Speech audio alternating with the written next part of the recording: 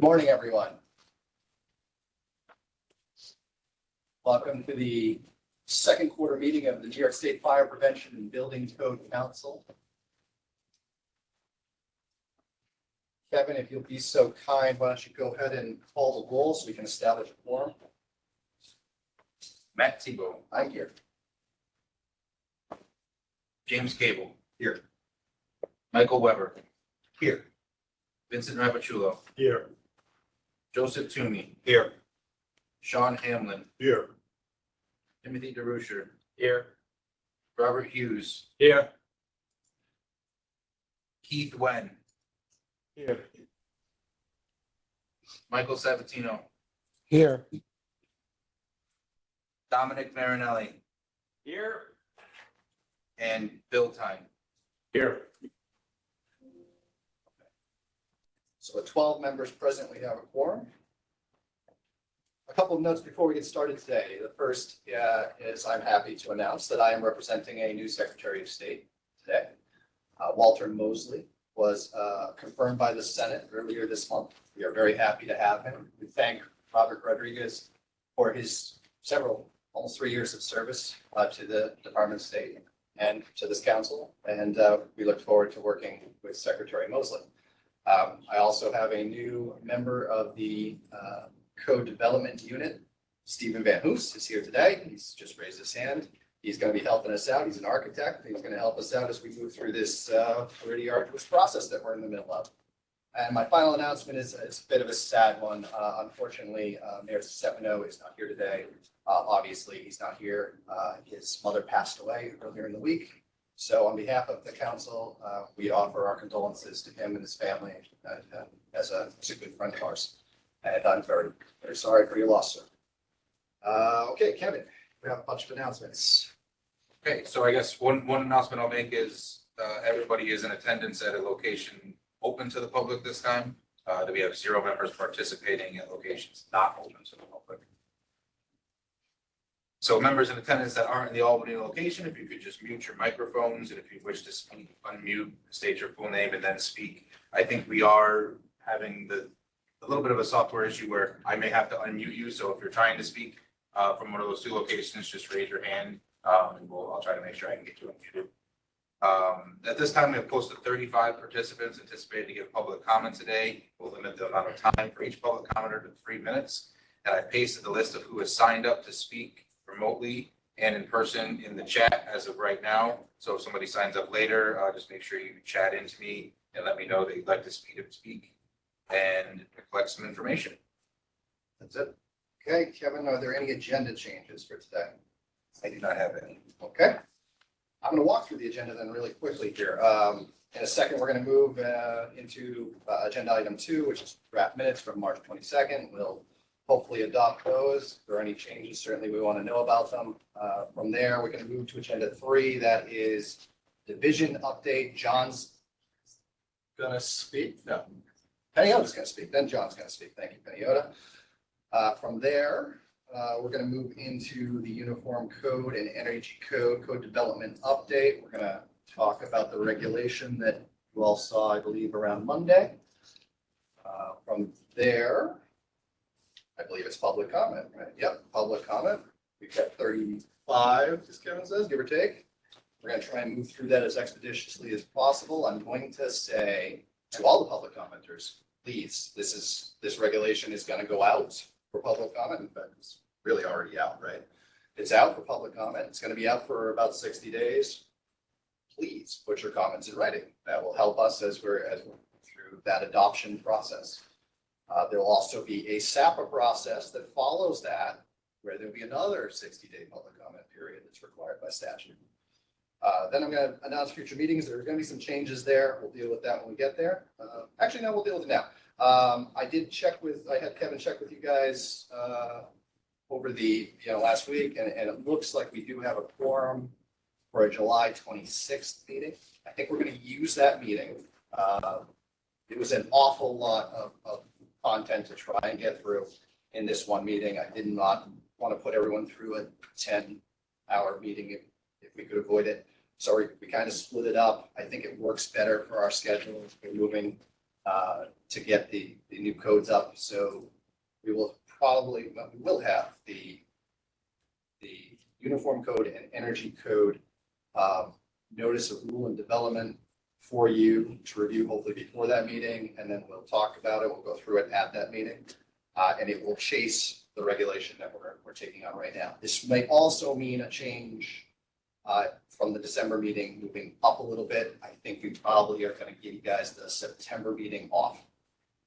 Probably won't need one there. So July 26th, and then I'm guessing sometime between October and November for the last meeting of the year. And then we would be looking at a little further in the future, probably around March for the next meeting. So we'll start to put together that schedule. Kevin will reach out to you guys as we get into the fall and figure out, availabilities and best dates based on your availabilities and the schedule itself. Okay, I've talked a lot. So we're gonna jump right in. Moving to agenda item 2, draft minutes, March 22nd, 2024 meeting. You should have received them in your packets. Are there any changes to it? Hearing none. Okay, I'll make the motion to approve. May I have a second? Joe Toomey seconds, and Joe and I are off to our normal. Okay, Joe Toomey seconds.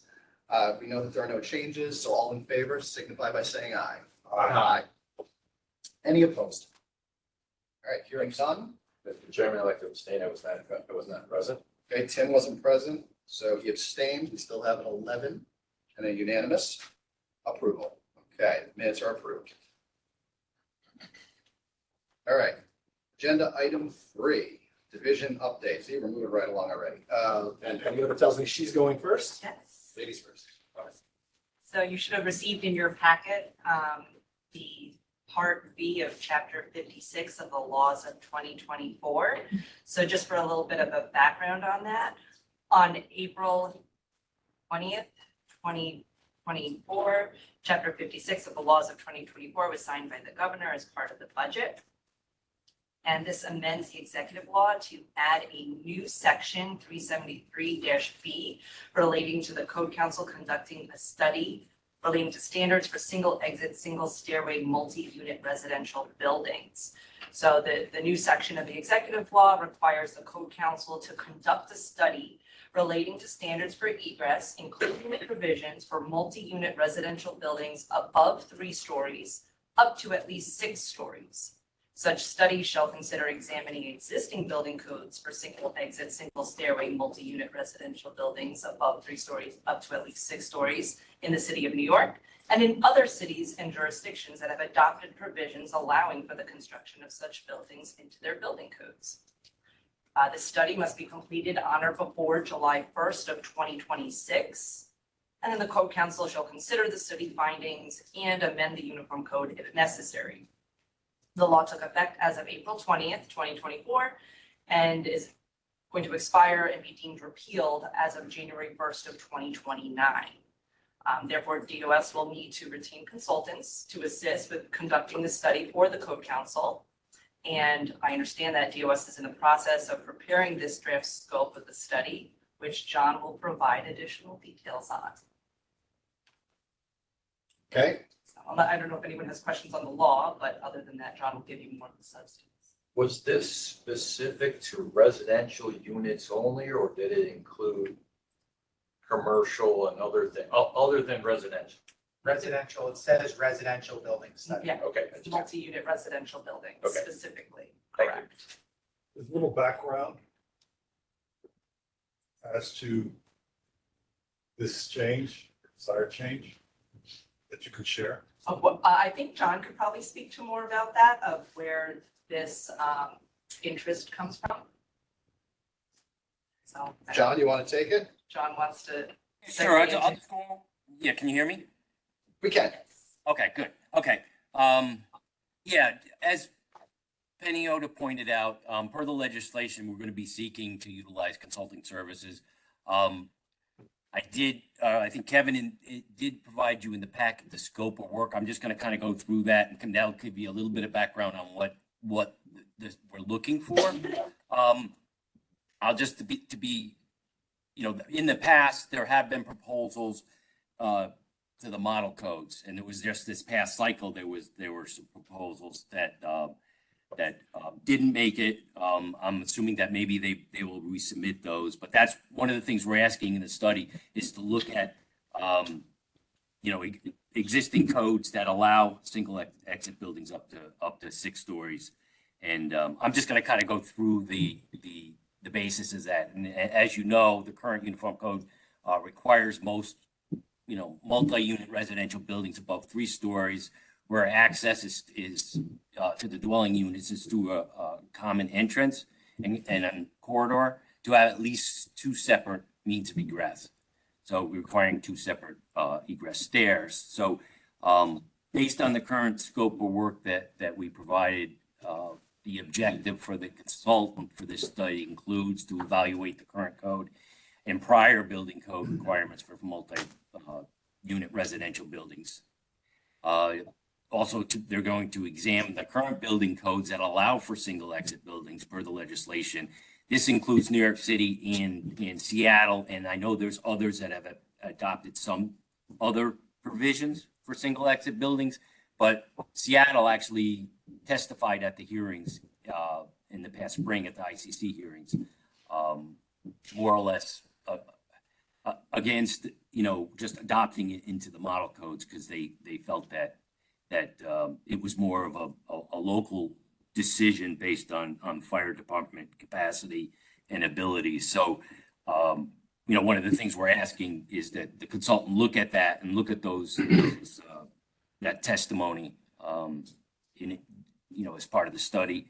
We're going to ask them to evaluate the feasibility of the design and installation of a single exit building in new buildings, to evaluate the technical criteria for single exit buildings, including design features, any mitigating factors, fire hazards, fire incident data, code requirements, alternatives, and restrictions, including added features to reduce fire risk. Asking them to estimate the potential cost savings for installation of single exit buildings. That's kind of the crux behind the reasoning for this is to, you know, for the, you know, added savings for putting in a single exit building. And then also we're asking them to examine any current or future code change proposals to model building codes. And also assess impacts of a single exit building on local fire department response capabilities, operations, and tactics. And then lastly, if appropriate, draft potential code provisions for consideration by the Code Council for incorporation into the building codes. So that's currently what we're asking for in the scope of work. And we are working on a request for proposals that will be put out for bid. So I'm just going to, you know, asking the Code Council members to, if you have any comments, additional requirements you want to add to the scope of work or questions, then, you know, please, you can either, we can address it here, or you can put that, we can do it at a later date. Tim, were you asking, or I'm sorry, Sean, were you asking also more about the why? Absolutely. So I understand the process. That's written here. The only Why? information I can share with you about the why, and this is very common in the budget, when the budget is being negotiated, it's not uncommon for the legislature to take a bill that they have proposed outside the budget and put it into the budget. So this provision of law that got enacted that Tanya to reference, Part B, there is a corresponding bill outside the budget, and the bill has a sponsor's memo, and there's a justification associated with the sponsor's memo. So I'm going to read that to you, and that may answer the why. So in the justification for the non-budget version of what became law, it says single stair buildings up to 6 stories are allowed under New York City's building code, but not in the rest of the state. These type of buildings can be a great asset for communities throughout New York State, allowing for a variety of housing types and an increase in affordability. Single entry buildings allow for increased window coverage and design options, which allows for the design of units with enough bedrooms for families, a current gap in our market. Single stair buildings also have a higher percentage of their square footage in units than traditional double stair buildings, creating potential for greater affordability. Results in New York City, Seattle, and many other areas of the world show that single stair buildings can be designed with successful safety measures. This bill directs the Building Code Council to develop the most effective safety and design codes for fire safety and accessibility. So that's, Thank you. You answered the question.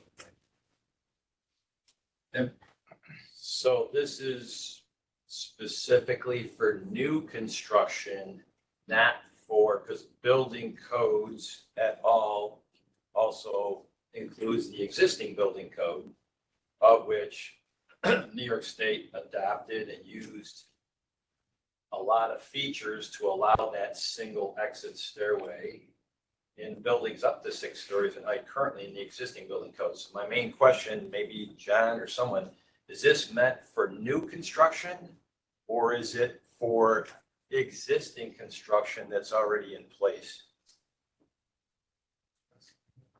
My understanding was meant for new construction. But I mean, there's nothing to say in the study. We could ask them, we could ask the consultant to look at existing as well. I mean, they're gonna have to look at, one of the requirements for the study is to look at existing codes that allow it. So I guess in that, I guess if they could, we could ask for recommendations on existing structures as well. Right, and Tim, to your point, you could not just mean new construction building from the ground up, but a building that is being converted to a new use. And then could I use these new provisions, which would allow for this for a building, right? So I think it might be beneficial, if it's not already in there, John, to make sure that the RFP would include that as part of the scope, to make sure that we could address the need to transition as well. Is that what your thought is, Tim? Yeah, I don't remember what year it was. I was an advisory panel person helping to try to redevelop existing buildings, typically the sliver buildings, the downtown USA kind of things, that there's lots and lots and lots of real estate in New York. And there was a group that was put together, this is going on probably 20 years ago, that how that existing building code provision was adopted into New York, I was part of that group, was specifically to allow one exit buildings only for existing buildings. So in fact, older buildings that were being converted to residential would have all those appropriate safety factors in here, compared to brand new construction, which was not addressed. So I guess that's the reason why my question comes up, and I would strongly urge that we somehow find that data. There were multiple books and case studies on costs, features, and typical kind of things that went through the process, the SAP process, well over 15 years ago. So I think that would be very useful. I might be able to resurrect some of those files from filing cabinet, I may have, but I would be concerned about extending this beyond what the ICC is indicating right now. It sounds like it did not pass through the ICC process. Now it's being attempted in another process. And I appreciate the info that was read, and we'll take it from here and go from there. so it's just a study. Ultimately, whatever happens is entirely up to this body. Yep, thank you. Then if you can provide us with kind of like timeframe, I can do some research and figure out what we have on record. I will attempt. Thanks, Tim. Anyone else on this topic? Yeah, like, I'm just saying, it need not necessarily be a change of use, that it does happen that residential buildings fall into disrepair and get redeveloped or new investment put into them, whether to preserve affordability or whatever the case may be in the building. So if you're going to look at not just new construction, that broader than just when you're changing use. Thanks. Anyone else? Okay, so you're done. Moving to John. John, you wanna take it where you left off and keep going? Sure, I just have a couple more things, just quick things. As we discussed at the prior meeting, we are currently working on incorporating the energy storage work group recommendations into the rule and development. And in the very near future, we will be sending the final recommendations from the work group to the co-council. Also, I just want to note that the official 2024 New York State Extreme Heat Action Plan was just released this morning about 9 o'clock, and staff will begin reviewing that. And then lastly, I have just a reminder that the ICC hearings are being held this fall, October 21st through the 31st. Hearings are the Group A codes, the ones that the items that were heard in the spring that were introduced, and then committee took action on, and then there's the public comment period where some of the changes, some of the proposals could be revisited.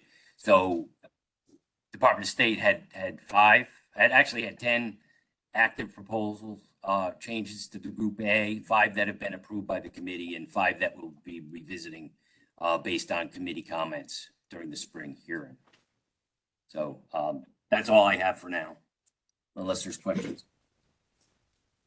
Any questions for John?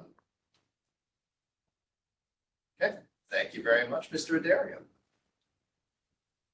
Okay, that takes us to the big item, agenda item 4, Uniform Code and Energy Code updates, code development update. And I'm turning to Kevin, and then he'll pass to you. Okay, Kevin. Thanks, Matt. So the Energy Code Unit and the Code Development Unit, we've been working diligently to develop the final drafts of the Uniform Code and the Energy Code.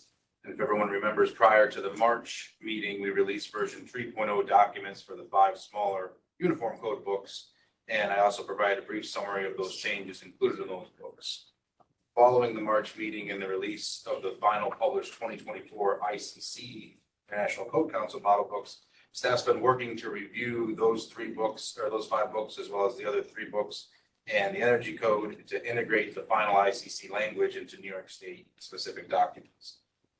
So this has included a thorough review of the published documents, including the ICC code change proposals that go along with them, and any of the posted errata since publishing the ICC code books.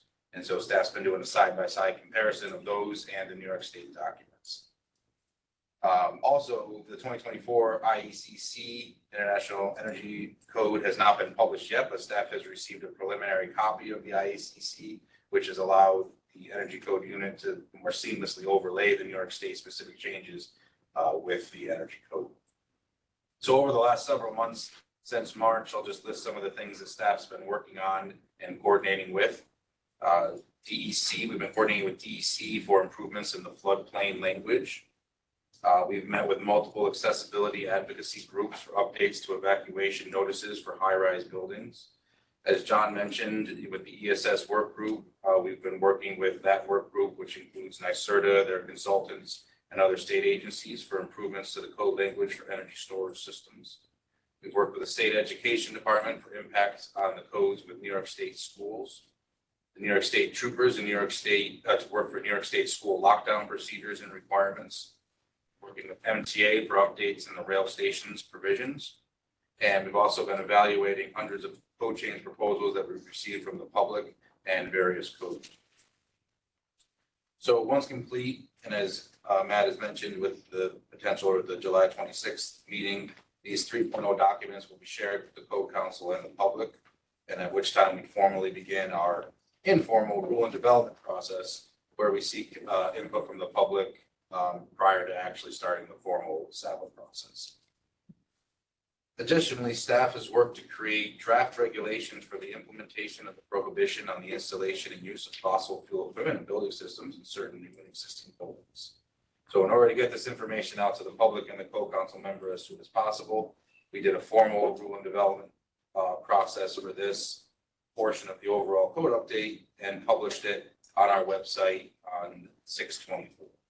So as a reminder, this language is part of the full code update, and the additional version 3.0 documents will be added to this same NRG posting once they're available. And I'll turn it over to Peniota High to do a review of the actual regulation documents that were shared. So as background, we're probably familiar at this point that I had mentioned previously in the code council meetings that executive law section 378 subdivision 19 and energy law section 11-104 subdivision 6, 7, and 8 as amended by part RR of chapter 56 of the laws of 2023 establish requirements to be added to the uniform code and energy code in relation to prohibiting the installation and use of fossil fuel equipment and building systems in certain new structures and buildings. Those proposed amendments to Part 1229 and Part 1240 are anticipated to be part of the larger update to the Uniform Code and Energy Code. So as Kevin noted, this is part of the entire code. It's not going to be a separate rulemaking. So although you're seeing this rule text separately, that's just so that you can provide comments. The language is proposed to be placed in Title 19 of the NYCRR instead of the code books for several reasons. First, technically, the Uniform Code and the Energy Code are not the code books themselves, but it's found within Title 19 of the NYCRR. The Uniform Code is set forth in parts 1219 through 1229 and the publications incorporated by reference therein, the code books. And the Energy Code is set forth in Part 1240 and the publications incorporated reference therein, Code Book and ASHRAE 90.1. Code users should always start with Title 19. So therefore, placing the language within Title 19 was preferable. Second, for transparency, the language is proposed to be clearly set forth and not buried in the code books so that there's no confusion as to when and how the requirements are applicable. And finally, it's anticipated that after the updated versions of the Uniform Code and Energy Code are adopted, the department intends to prepare guidance such as a technical bulletin or a code outreach program for code users to ensure the familiarity with these provisions. With respect to the actual proposed amendments, the rules would implement these requirements found in the executive law and the energy law. So specifically, Part 1229 would implement the requirements in the Uniform Code, and Part 1240 would implement the requirements in the Energy Code. Notably, the proposed amendments provide definitions for terms required to be defined under statute and terms necessary to be defined in order to implement the provisions, detail the applicability of the statutory requirement as prohibiting the installation of fossil fuel equipment and building systems in new buildings in any building not more than 7 stories above grade plane in height, except for commercial or industrial buildings greater than 100,000 square feet in conditioned floor area, for which a substantially complete building application is submitted on or after December 31st of 2025, and any building for which a substantially complete building permit application is submitted after December 31st, 2028. It will also detail exemptions to the prohibition in accordance with the statutes, included but not limited to specific occupancies and uses where fossil fuel equipment and building systems are allowed to be installed and used without conditions, including manufactured homes, agricultural buildings, critical infrastructure, hospitals, or other medical facilities, and emergency backup power and standby power.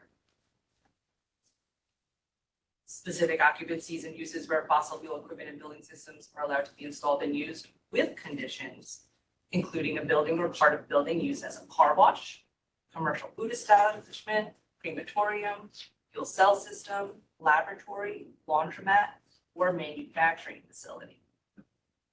With respect to this group, specifically, the exemptions provided shall not include fossil fuel equipment and building systems relating to lighting, heating, humidification, ventilation, cooling, and water heating,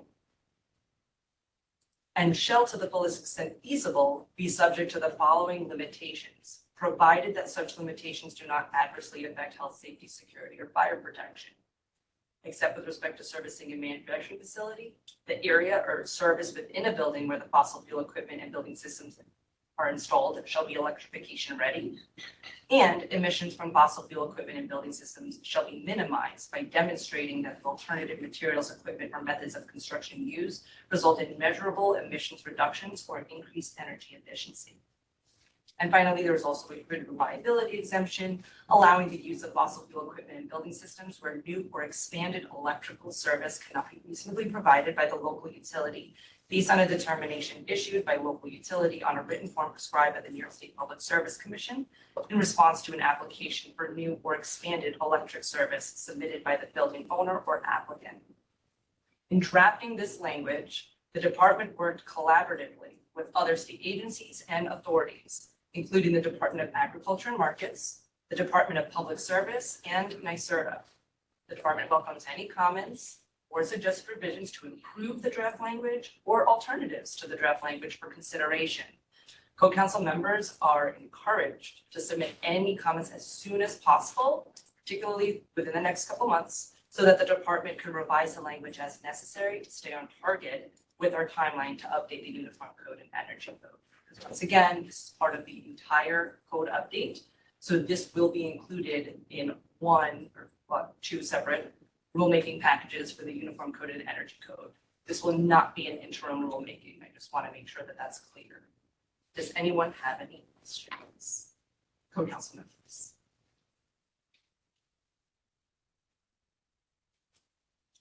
Okay. Hearing none. We don't have anything else in that,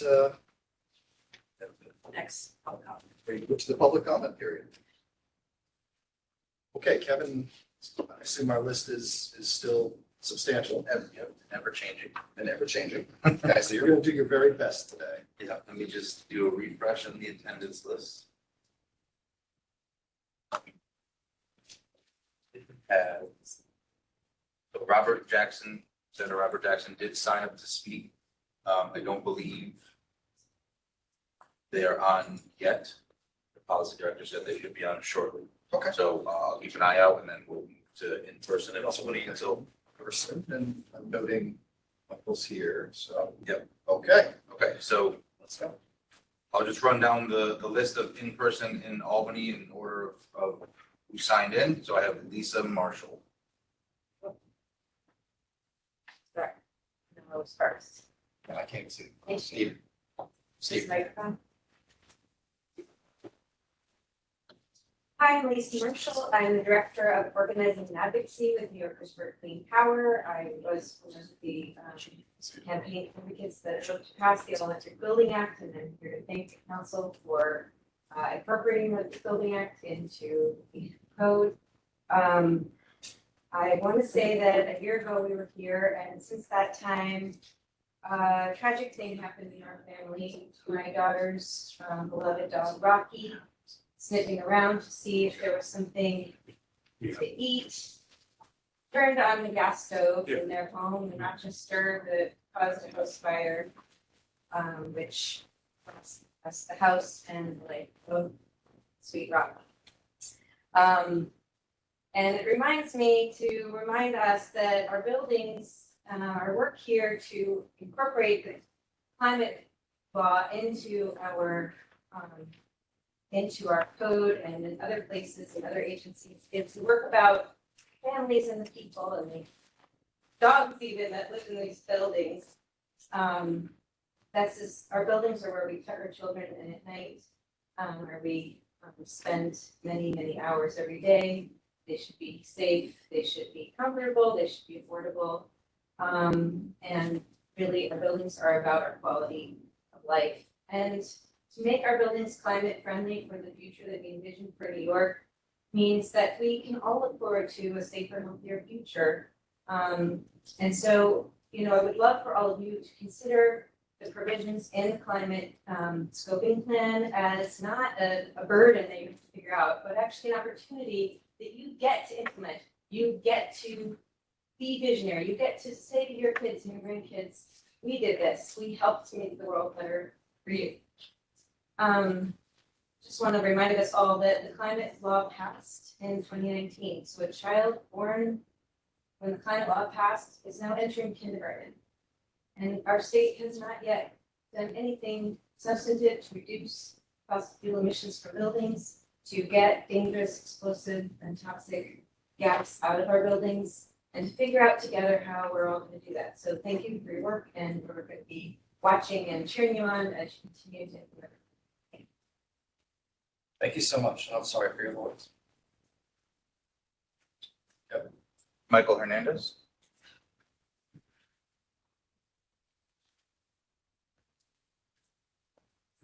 Good morning, council members and staff. Thank you so much. We're very excited to see the code language that complies with the All Electric Buildings Act. I think that's great language, looks really good, and really that's what the law provided for. And so we're excited about that. I think your presentation wasn't clear to me if it's going to be in the actual books in the New York State Energy Code, or if it's still going to just be, in the NYCRR. And I guess my concern, if it's just going to be in the NYCRR, when other building code councils, other states look at New York State's energy code for guidance on how to approach that New York State is taking, they might not think to look at the NYCRR. And so that's just something I would make comments on. I think there was 3 electrification laws that were passed since 2019, since the last code update. This one was one very important, and really glad to see that. We think that's really great work. There was also the Advanced Building Codes and Standards Act. There's 3 parts to that I'll talk about. One was narrowing the exemption for historical buildings, creating a cost effectiveness methodology for changes to the energy code, and incorporating the scoping plan into the building code. So far, staff has done the narrowing of the historical exemption. We've seen the cost effectiveness methodology created, but we still haven't seen the scoping plan language incorporated into the scoping plan. So into the code, that code. And so we're hoping that Energy Code 3.0, that will be in there. Of course, that's resiliency, making sure that new construction that's built after a certain date, that there's airtight, highly efficient insulation, EV readiness for electric vehicles, solar panel readiness, storage. Like, that's all part of the scoping plan. They said that should be incorporated into the building code by 2025. They also said resiliency, so solar panels, things of that nature. And then lastly, the climate law. Climate law really said you have to consider disadvantaged communities. The report that was created by NYSERDA, DEC, and NYPA said the building codes are a source of keeping disadvantaged communities from decarbonization.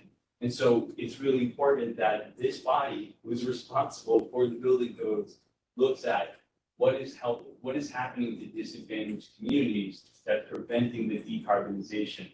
And this is the process that needs to happen. So urge you to really take a look at that. And then, was that the 30? That was it. There was it. 30 seconds? That was the 5-second warning. Oh, 5 seconds, okay, thank you, Michael. Thank you.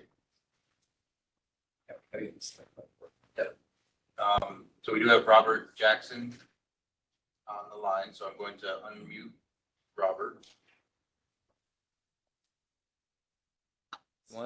I'm State Senator Robert Jackson, and I represent the 31st Senatorial Districts of Northern Manhattan, Washington Heights, Inwood, Marble Hill, and parts of the Northwest Bronx. And I extend my gratitude to the Department of State and the NYSERDA staff and Building Code Council members for convening this crucial hearing. In 2019, I co-sponsored the Climate Leadership and Community Protection Act. And this legislation mandates that the Building Code Council prioritize reducing greenhouse gas emissions and other pollutants in disadvantaged communities. It also led to the creation of Disadvantaged Communities Report, which identified building codes as a barrier to the decarbonization of disadvantaged communities. I want to express my support for the recent released draft energy code, which complies with the All Electric Building Act by prohibiting installation of fossil fuel combustion equipment in newly constructed buildings. It's important that newly constructed buildings be electrified, highly efficient, and resilient in order to meet our goals, climate goals in the future. Any new building constructed with fossil fuel combustion equipment will continue to contribute to the climate crisis for decades to come, and burden New Yorkers with the cost of expanding gas infrastructures to serve these new buildings. I have been following the development of the 2024 New York State Building Code and appreciate the hard work that the staff has done to date. Staff has indicated that a future version of the 2024 draft building code will incorporate the state's electrification laws, including phasing out fossil fuel combustion systems in existing residential buildings, which phasing out fossil combustion systems in existing residential buildings and prioritizing decarbonization in disadvantaged communities. I look forward to seeing this version before the Building Code Council moves forward with the solicitation for public comment through the State Administrative Procedure Act. I am concerned with the news that the International Code Council, known as the ICC Board of Directors, has stripped pro-electrification provisions from the 2024 IECC Model Code, and impact this decision will have on New York's 2024 Building Code update. So I encourage staff and Building Code Council members to support a 2024 New York State Building Code that is aligned with the IECC Model Code prior to the ICC Board of Directors deciding to strip out these pro-electrification provisions. Thank you for the opportunity to come in front of you. The environment is the future of our society. All we have to do is turn on World News Tonight and you'll see. Thank you. Thank you, Senator. Kevin, who's up next? Okay, we have Isaac Silverman, and I can't read the last part of your last name, sorry. Close enough. Hey, Isaac Silverman Guard. Yeah, I just want to really express appreciation for this body's work, bringing our codes up to meet the Climate Bill 2019. As advocates, we're going to be here to continue to hold you all accountable to meet these aggressive standards that we know that we need for a livable planet. So I've got to keep it brief. Thanks. Thank you, sir. Daniel Morrissey.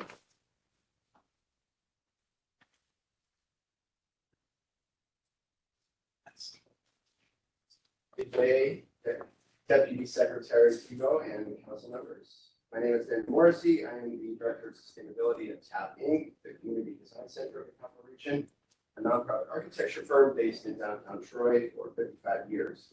In our years of practice, we have been involved in upwards of 1,000 historic renovations and new construction projects across the region. Most of our clients are low and moderate income building owners from disadvantaged communities. Due to budget constraints, our clients are rarely able to meet, let alone exceed, energy conservation code, despite our best efforts to convince them. Our clients' priorities guide our work, and with the existing historic building exemption, it makes it nearly impossible to feel like our architecture firm's mission is being fulfilled to enhance the physical and social fabric of our communities.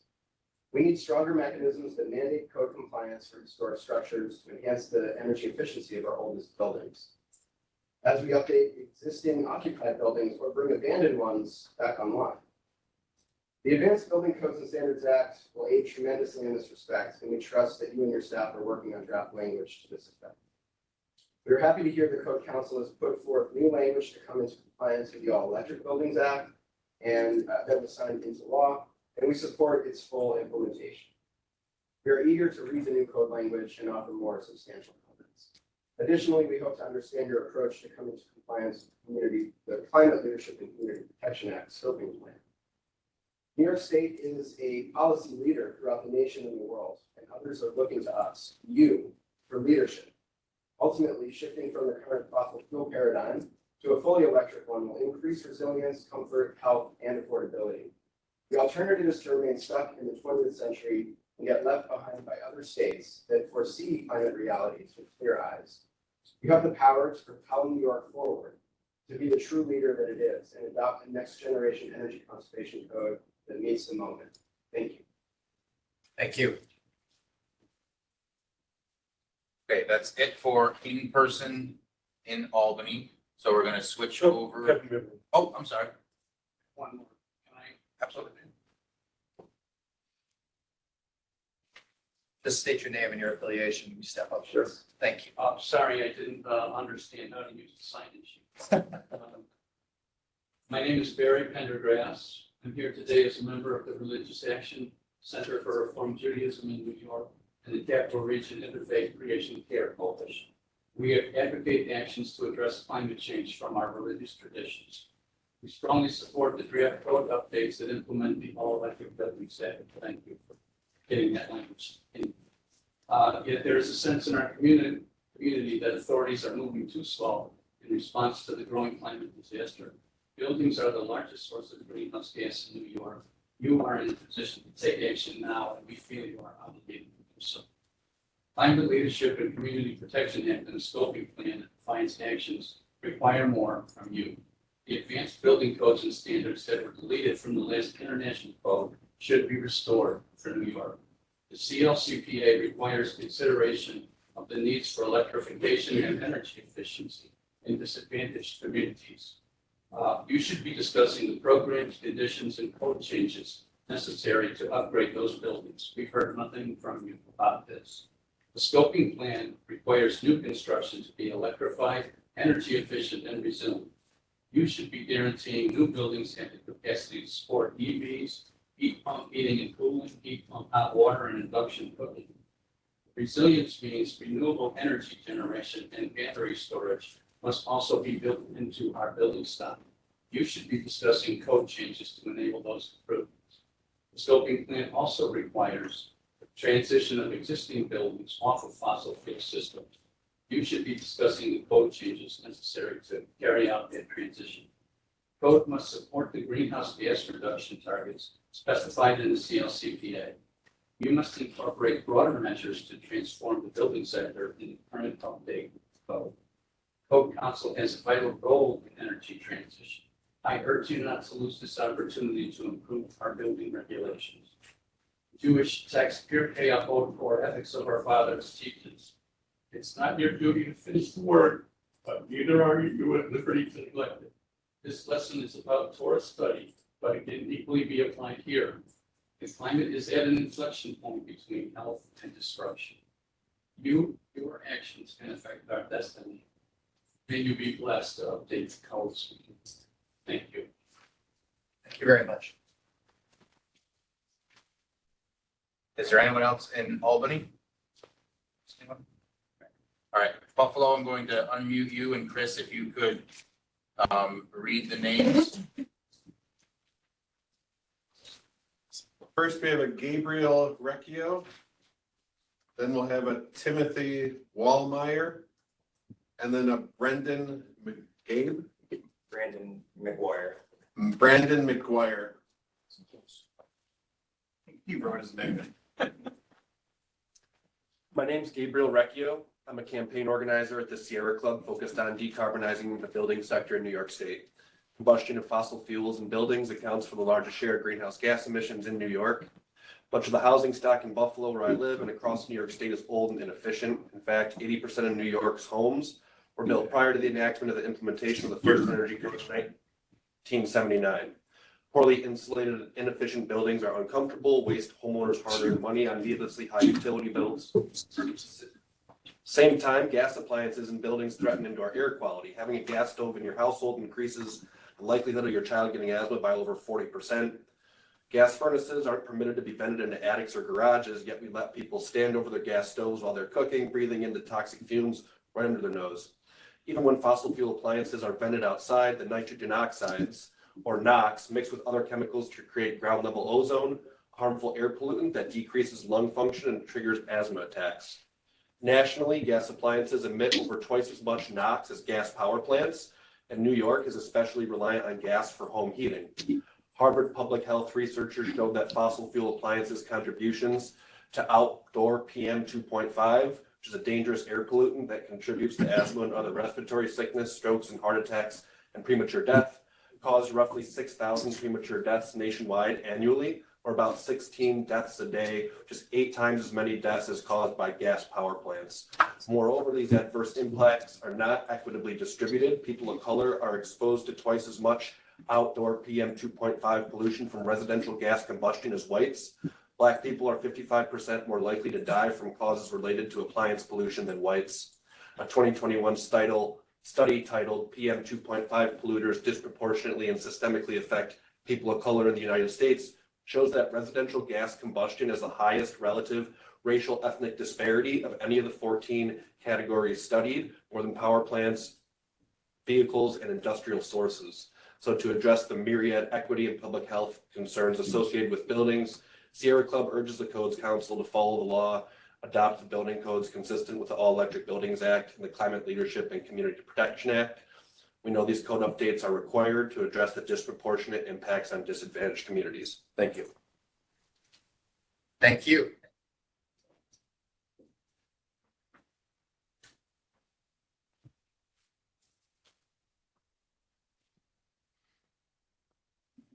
Next up. Hi, I'm Timothy Wallmeyer. That is a very tough act to follow.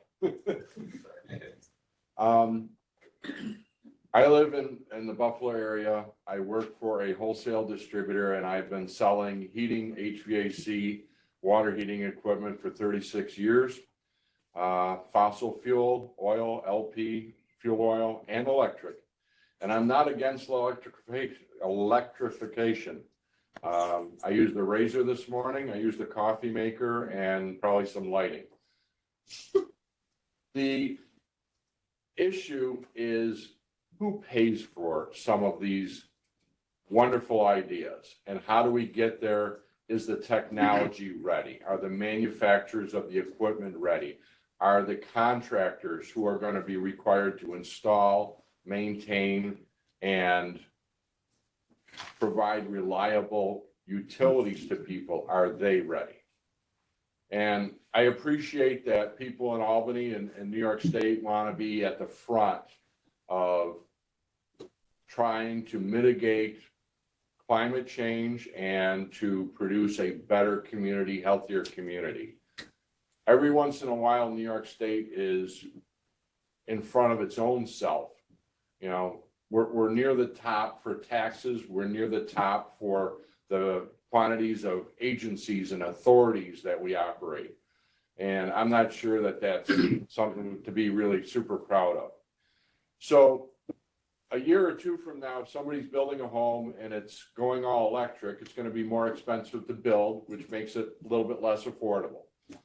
The utility costs of operating that household are going to be significantly higher. Don't drive people out of New York State. Be smart about the decisions you make.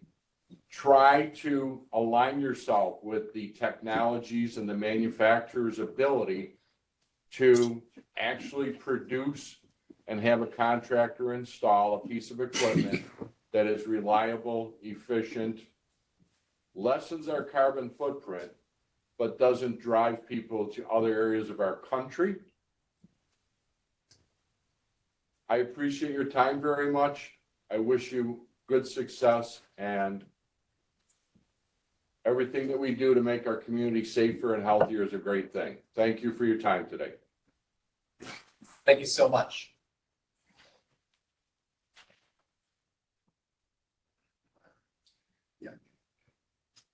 Opposed, stay standing. Brandon McGuire, sole proprietor for TNT Heating and Cooling. I'm here today to speak against this bill and all these measures. Not all of them, but some of them as it's been presented. I've been in this industry since 2010. I went to school for HVAC. I did 5 years residential, 2 years commercial before starting my own business. I've been on my own since.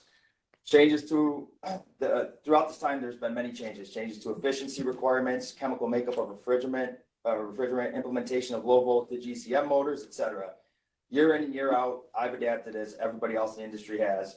In that process, I always try to do my best to also educate my customers. A lot of times, simple education sells itself. Unfortunately, I don't see that with these measures. There are many times when I get called to do an estimate for homeowners who have never had air conditioning but are in the market to do so. And even though AC has traditionally been considered a luxury, obviously things have changed with the climate. It's becoming more and more of a necessity for people due to age, health conditions, et cetera. Western New York in particular is a very old and long-established area.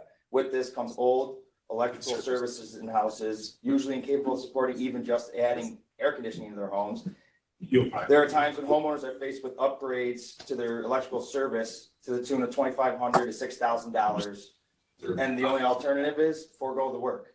What happens when this is the case for a homeowner's heating system? Imagine being in the middle of January and some person's furnace dies and it's a catastrophic breakdown that can't be repaired. Do we tell them, sorry, I guess you can't have the heat you need? I'm sure there are a lot of programs out there, but how fast can they actually apply and or get approved?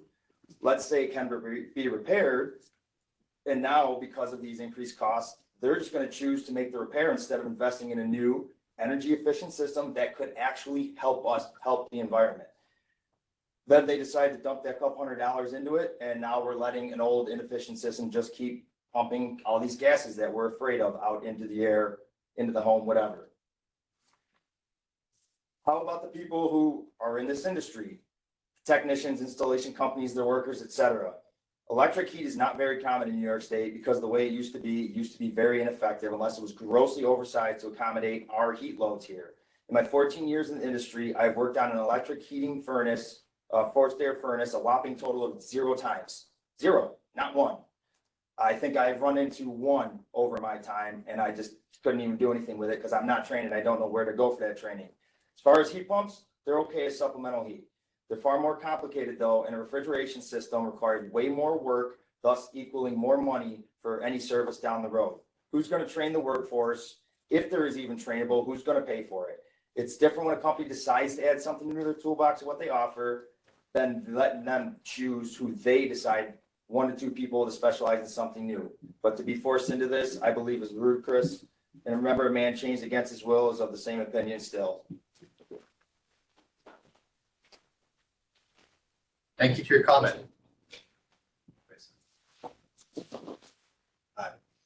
Just gonna take a second. Wait for it.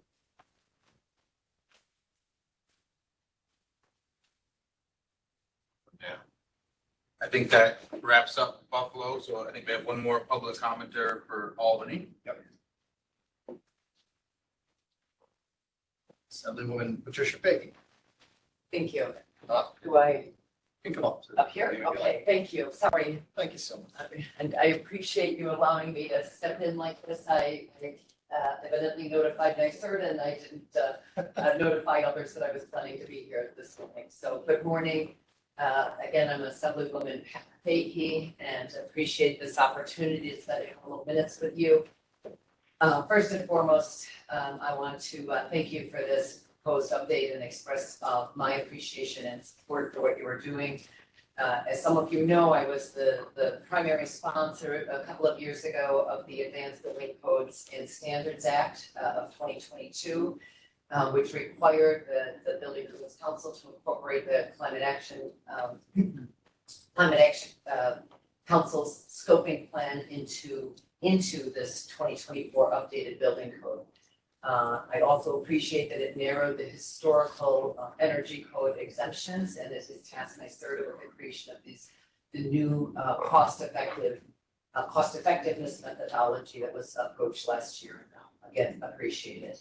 I need to commend the Department of State, NYSERDA, and others for the job that you have done this year in drafting these vital improvements into the building code.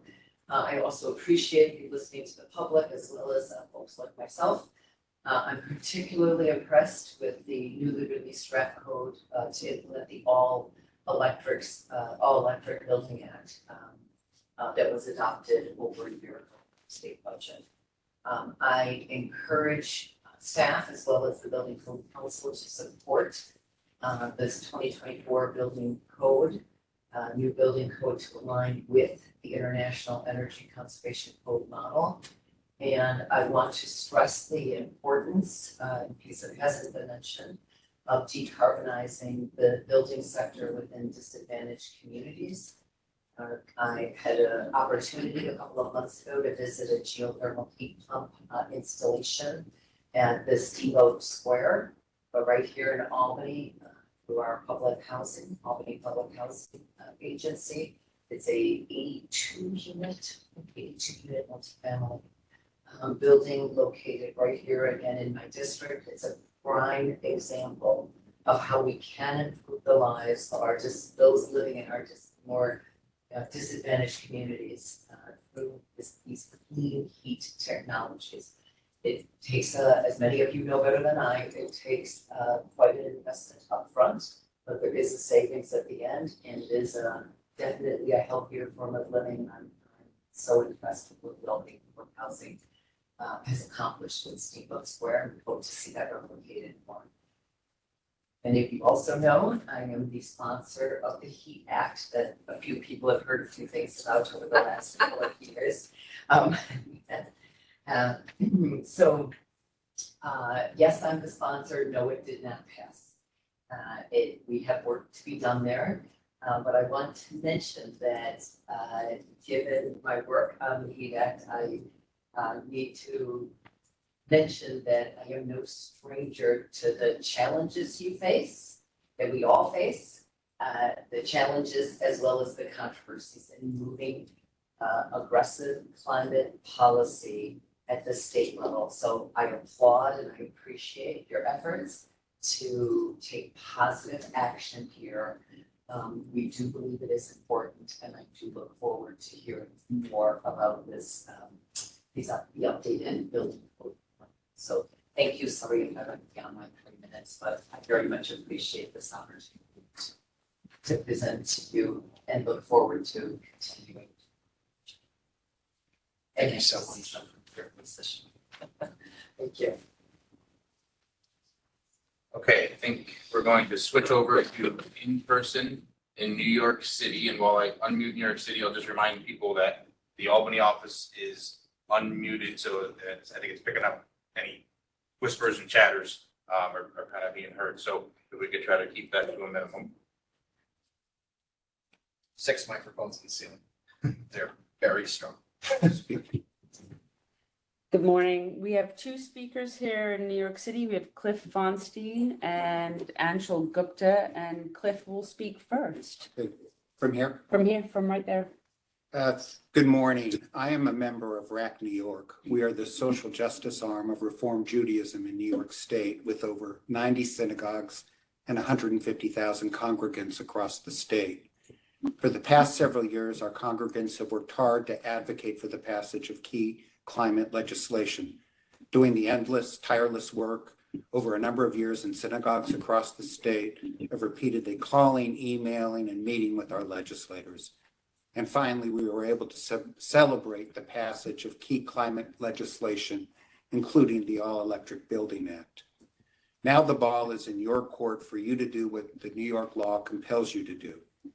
We are not your typical advocacy group. We do not represent building developers, and we are not a bunch of Luddites who want to go back to some pre-industrial past. We fought hard for the passage of these climate legislation because our tradition teaches us that we have a responsibility to look after the earth and to preserve our planet, l'adore v'adore, from generation to generation. You may be surprised at how many people across the state are watching what you do. I've testified 3 times before the Building Codes Commission, and after each time in post-hearing congregational meetings, I get lots of questions about what's up with the Building Codes Council. What are they doing? Why is it taking so long? Will they do the right thing? These people care about what you do. The current building code was written before 3 important climate laws were enacted: the 2019 Climate Act, the Advanced Building Codes Act, and the All-Electric Building Act. The 2024 update must incorporate these 3 laws in a way that embodies their precise meaning and intent. That's our ask in a nutshell. It also is what the law compels you to do.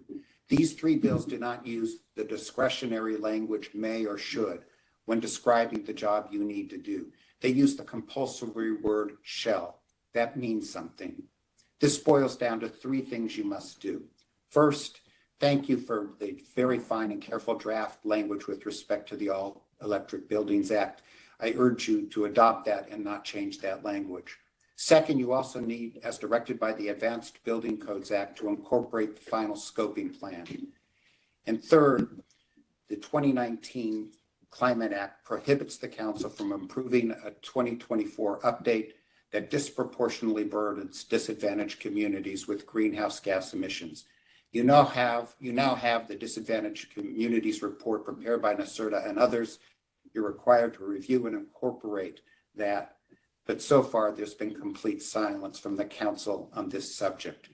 In sum, we ask the council to scrupulously implement the wording and intent of the climate legislation as the law requires you to do. We will be watching you closely and fully support you in that endeavor. Thank you. Thank you very much. Angela? Good morning. Good morning. My name is Anshul Gupta, and I'm the Policy and Research Director with New Yorkers for Clean Power. I live in an efficient, affordable, healthy, and safe all-electric home in Westchester County and disconnected my home from the utility gas system in 2021.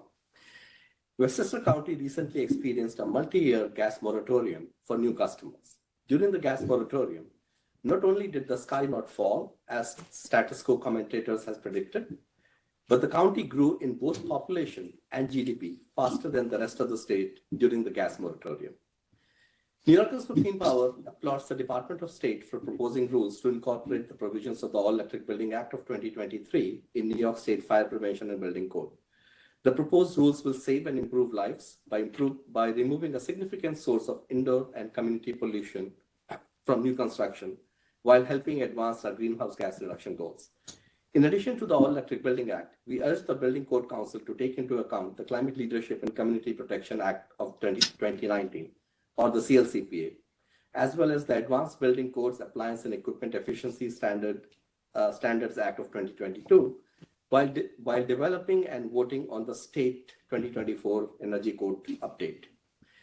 In addition to specific prescriptions, the Advanced Building Codes law mandates that to the fullest extent feasible, the standards for construction of buildings in the code shall be designed to help achieve the state's clean energy and climate agenda as identified in the Climate Action Council's scoping plan.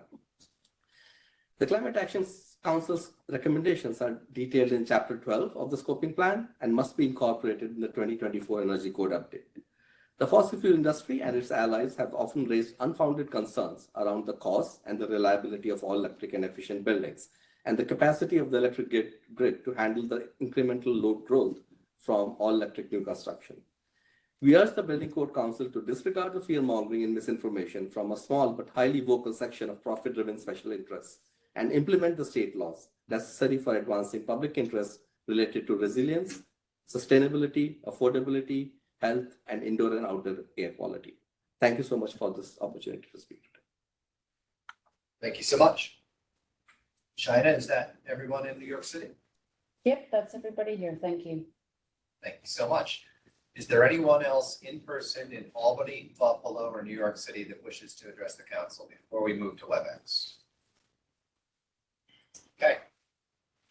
Hearing none. Kevin, let's move to the WebEx list. Okay, and if everyone could bear with me as I butcher many names that are probably on this list, and I'll read who's up and who's up next, and then I have to find your name and unmute. So Neil Jimenez and John Rath. So starting with Neil. Neil first. All right, Neil, you should be unmuted. So good morning, everyone. My name is Neil Jimenez. I'm the Legislative Director and prior Constituent Service Director for Assemblymember Izarca Tapia, who represents the 86th Assembly District. You know, our office, as you may or may not know, represents the Bronx, a community that has been at the axis of a host of environmental and social injustices, which I don't think I have to remind you of. During my time as Constituent Services Director in the office and other roles in elected official offices in the Bronx, I have seen firsthand what NYSERDA, NYPA, and DEC have already made clear in their analysis of why disadvantaged communities like ours are disproportionately impacted by environmental injustices. That building code and building code enforcement have not taken us into enough consideration. From fires that took the lives of our residents because people had to use space heaters to keep warm, to a constituent who had told me that they had to nail a garbage bag to their window for months during the winter to block a draft. These are just a drop in the water compared to everything we go through as Bronx residents. And in the legislature, we fought hard to pass laws. Again, these are laws, mandates, requirements, not requests. We passed laws to bring forth an equitable and socially just building code and climate policy throughout the state. You've already been made aware of them: the All Electric Building Act, the Advanced Building Code and Standards Act, and the CLCPA. For the constituents who had to put trash bags in their windows, we need you to follow the climate action scoping plan requirements regarding energy efficiency features. And I cannot say this enough, we need those to be enforced properly. For constituents who had to struggle to pay for heating and electric bills in buildings and communities which are notorious for random utility shutoffs, we need to introduce new and efficient clean technologies which will both save the money and make their payment worth it. We have the most violations per building in the city, and I could say the whole state. For the families who lost loved ones during the Twin Parks fire, we need our buildings to use clean, all-electric features like heat pump, HVAC systems, and induction stoves, so we never have to lose lives for improper code enforcement again. And lastly, we need to decarbonize disadvantaged communities, which, by the way, the Climate Justice Working Group found compromises 36% of our state. Because we are tired of seeing our neighbors on statistics about infant mortality, maternal mortality, and asthma rates, along with a host of other health-related injustices. These policies will not only save lives, but save us money. I'm sure you will not do as the ICC had done and remove critical electrification provisions because of pressure, especially seeing as this is a law of the land that we made. However, I want to end on a very good note, and we're deeply thankful for DOS for the language they put out that complies with the All Electric Buildings Act that was recently released. And I hope to see it implemented as soon as possible. Thank you guys for the work you are doing and what we're doing for our people. It's not an easy job, so thank you very much. Thank you so much. So John Rath is next. Aaron Sherman is behind John. Trying to make it easy for you. I know you got like 4 minutes. All right, John, you should be unmuted. Thank you very much. My name's John Rath. I'm Director of Operations for the New York Geothermal Energy Organization, otherwise known as New York Geo. Our organization represents over 200 entrepreneurs in the HVAC, design, building, laborers, businesses, and we have several union members as well. Our members are men and women who for many years have worked in their fields, so they understand the evolution of the building and energy codes as they've progressed over the years. I would say, I guess, contrary to the previous gentleman's comments, who was a frontline worker that we respect, the comment about technology readiness is contrary to what our members believe. We think the technology is there and it exists and can move us forward. Our members are really pleased that your plans accommodate the All Electric Buildings Act. Thank you very much. But we're also anxious to see, and we highly recommend that New York State include the scoping plan and the disadvantaged communities aspect of the CLCPA, and please incorporate those as quickly as possible. Just because the ICC made a bad decision to exclude important environmental, economic, safety, and health provisions does not mean that New York State has to do the same. So from our members, please do not make that same mistake to hurt our economic future and the health of our residents.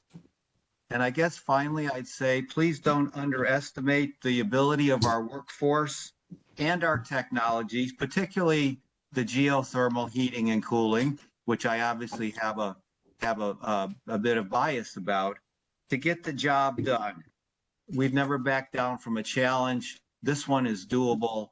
And thank you all for listening to me. Have a great day. Thank you, sir. Okay, Aaron Sherman is up next. Kevin Beckett is behind her. All right, Aaron, you should be unmuted. Comment. I belong to RMI, a nonprofit organization that works to transform global energy systems. We applaud the Department of State and NYSERDA staff for their work to date, and especially on the release of the rules and development, which enact the intent of the Executive Law, Section 378, and the Energy Law, Section 11104. In reviewing the draft rules, we find that they straightforwardly implement the law with minimal or no discretionary change. We look forward to celebrating their finalization and adoption. Further, we're hopeful that the department will soon publish a full draft of the pending Energy Code update, which the previously announced adoption schedule had suggested would be shared at this meeting. I understand from the earlier meeting content that it will be released by late July. While the rules in development represent a great step forward on their own, an updated energy code aligned with the Advanced Building Codes and Standards Act would make the new construction electrification provisions even more effective. Specifically, energy conservation, demand management, renewable energy, and energy storage provisions in the Energy Code can reduce coincident peak demand and minimize exemptions from new construction electrification requirements. Under the executive and energy laws, the Public Service Commission may exempt a new building if, quote, electric service cannot be reasonably provided, end quote, to an all-electric building. While the Public Service Commission defines what is reasonable under this exemption, the department and the Code Council can and should reduce the likelihood that buildings will request it through provisions like those included in the 2024 International Energy Conservation Code, including the decarbonization-focused appendices that during the primary code development process had been included in the main body of the code and help to execute on the CAC scoping plans, as many other folks in the commenters have mentioned. We strongly support the rules in development and look forward to this council's swift adoption of a nation-leading energy code. Thank you. Thank you very much. Next up is Kevin Beckett, followed by Jay Best.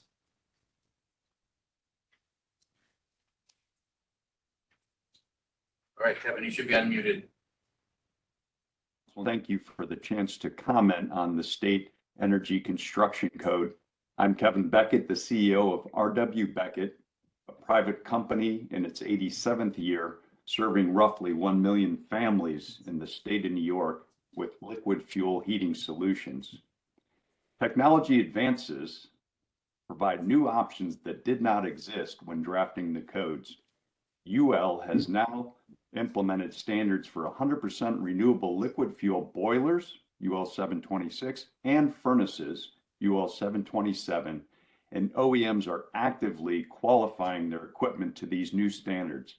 I encourage the Code Council to consider these new options as an important component of the future of the infrastructure for heating New York, including new construction in recognition of 1, existing knowledgeable installers and service companies well-versed in this equipment, and 2, readily available service parts for 100% renewable fuel systems.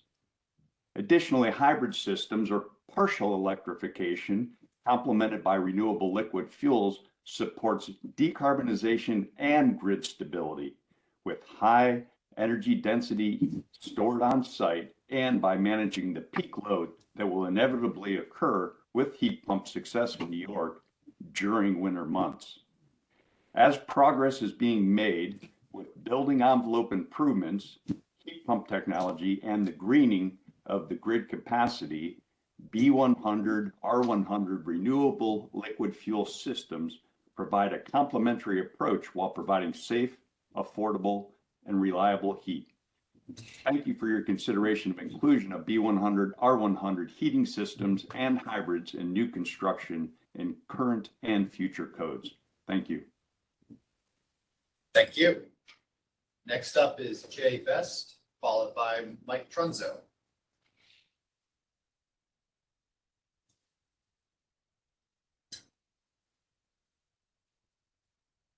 All right, Jay, you should be unmuted.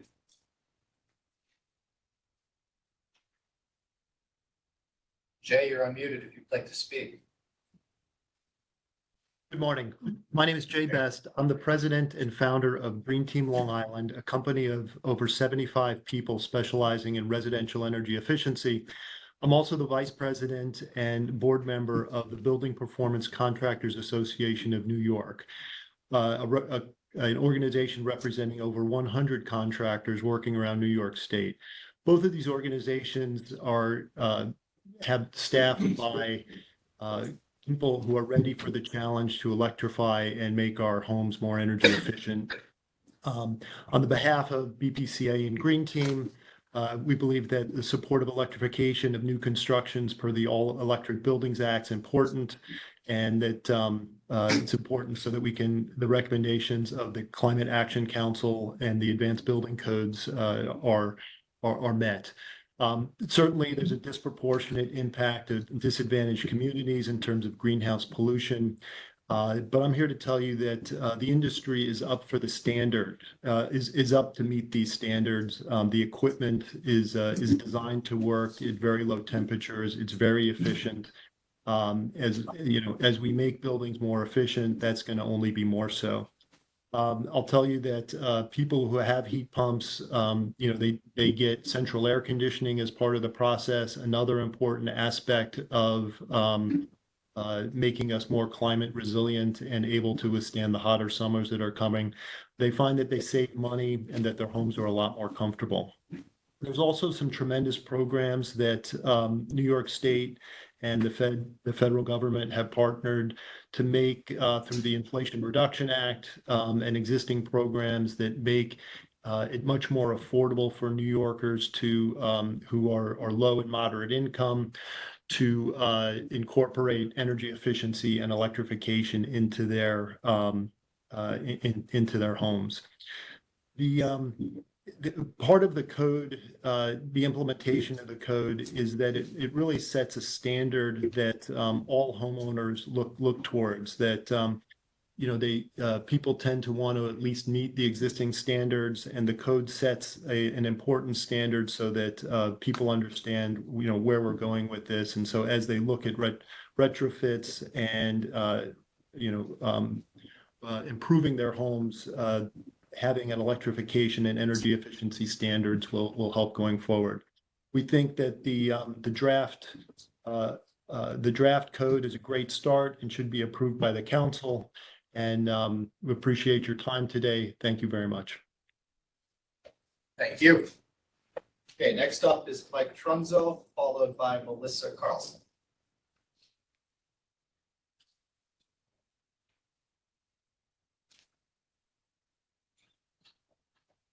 All right, Michael, you should be unmuted.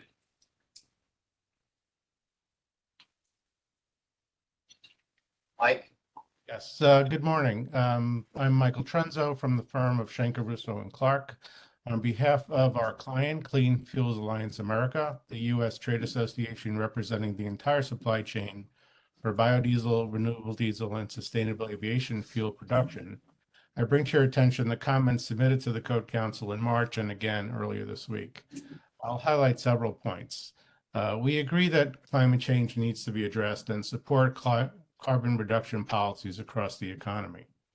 In our opinion, the state's Climate Leadership and Community Protection Act scoping plan and the fiscal year 2024 state budget action, which brought about this rulemaking, do not provide the state with a comprehensive approach to meet the state's schedule for carbon reduction goals, for it is too reliant on electrification. We do not oppose electrification for thermal heater transportation, but we know that there is more than one solution to a low carbon future, and our fuels can be implemented immediately with little or no cost to consumers, and this can be critically important to disadvantaged communities. According to the U.S. Department of Energy's Argonne National Lab, biodiesel and renewable diesel reduce greenhouse gas and co-pollutant emissions by upwards of 86% and 78% on average, depending upon production feedstock. Again, an important aspect for the disadvantaged communities. These renewable fuels are drop-in replacements for petroleum diesel and have been the main source of greenhouse gases and co-pollutant reductions in California, Oregon, and Washington, as well as in Canada and Europe, where they have adopted clean fuel policies. Biodiesel and renewable diesel can be used in current home heating appliances, and as of 2024, Underwriters Laboratories approved technological advances that have permitted major home heating equipment manufacturers to begin production of UL-rated 100% biodiesel and renewable diesel parts and appliances.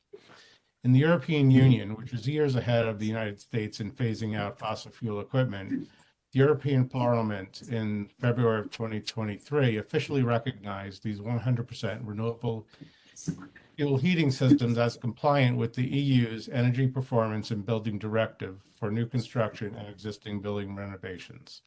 As the Code Council continues to work on this rulemaking, we urge you to fully consider the path taken in Europe and recognize this new equipment as compliant technology in the phase out of fossil fuel use in New York State.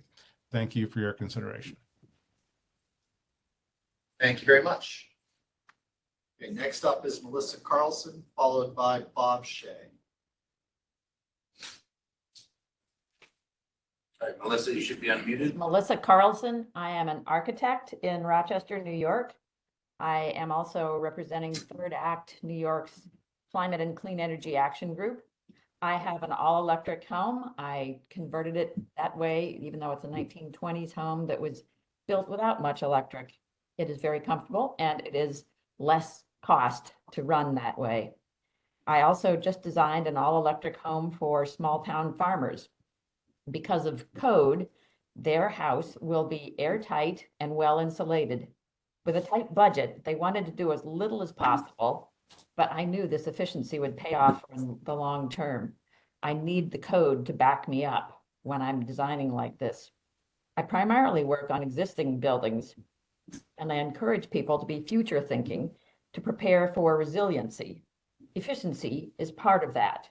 Having more insulation makes you more resilient and being more airtight.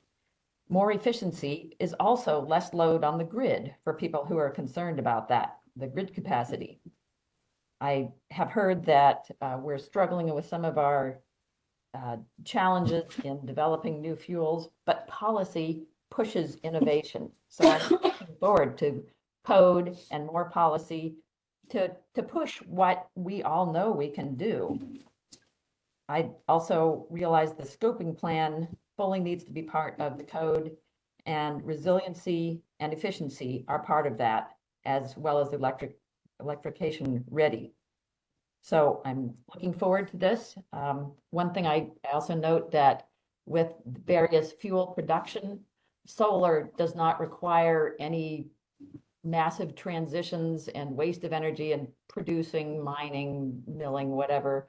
And electric can just be a lot more efficient straight from the sun without any of the fuel production in between. Thank you very much for the opportunity to speak, and I look forward to you continuing to back me up in doing what I know is good for the climate and good for all the people living in buildings. Thank you so much. Next up is Bob Shea. This is the first one I'm going to struggle with, followed by Stephen Wironi. All right, Bob, you should be unmuted. My name is Bob Shea from ECR International. I am the executive director for ECR. On behalf of ECR, I would like to comment on the Fire Prevention and Building Code Council as they consider changes to the state building code as for Energy Law 11-104, State Energy Conservation Construction Code. Since our founding in 1928, ECR International has been manufacturing heating and cooling products in both our Utica, New York and Dunkirk, New York facilities.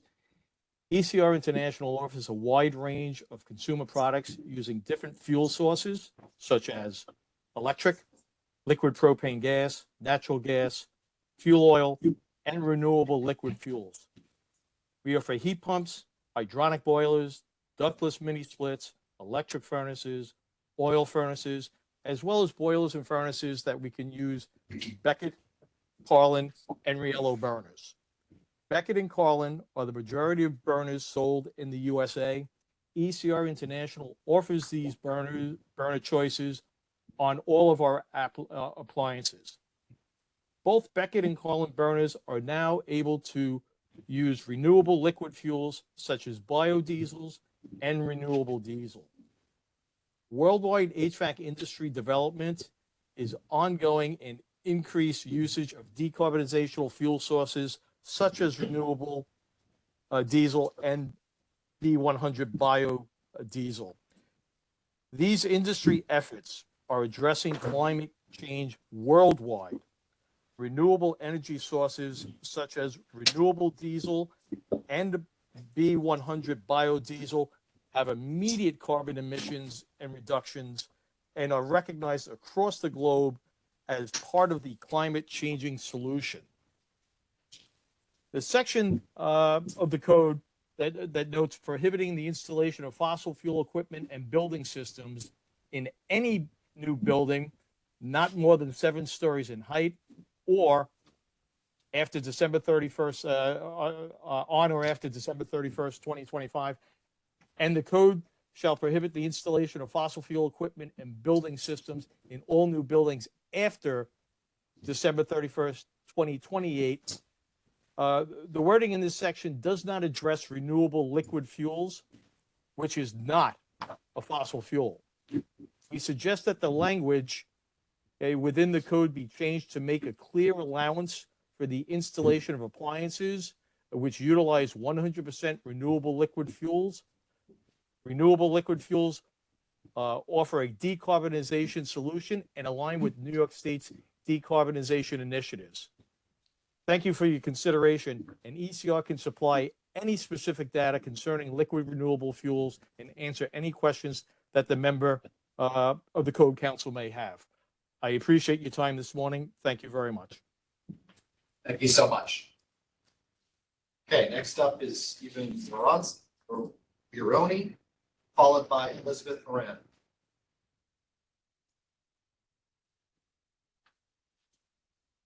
Made you say that name twice and I don't see them on the list. So sorry about that. Thank you. Thank you so much. Little humor there. Okay, thank you. Let me see. So we're on to Elizabeth Moran, followed by Rocco Lesitosa.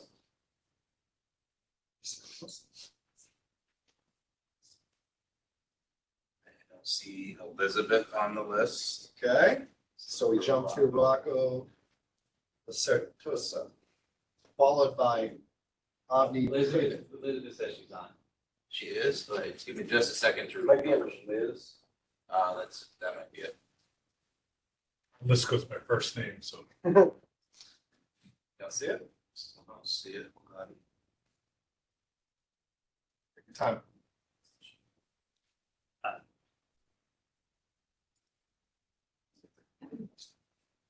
I see her chatting to me, but I don't see her name in the list of people to unmute. I'm just I'll take a note and maybe we'll have to come back to Liz when I can find their name. So we go to Rocco. All right, Rocco, you should be unmuted. Rocco, you're unmuted. Okay, thank you. Good morning, and thank you, members of the council, for allowing me to speak this morning. My name is Rocco Lascertosa. I'm the CEO of the New York State Energy Coalition, a trade association representing the retail and wholesale home energy companies in New York City, Nassau, Suffolk, and Westchester counties.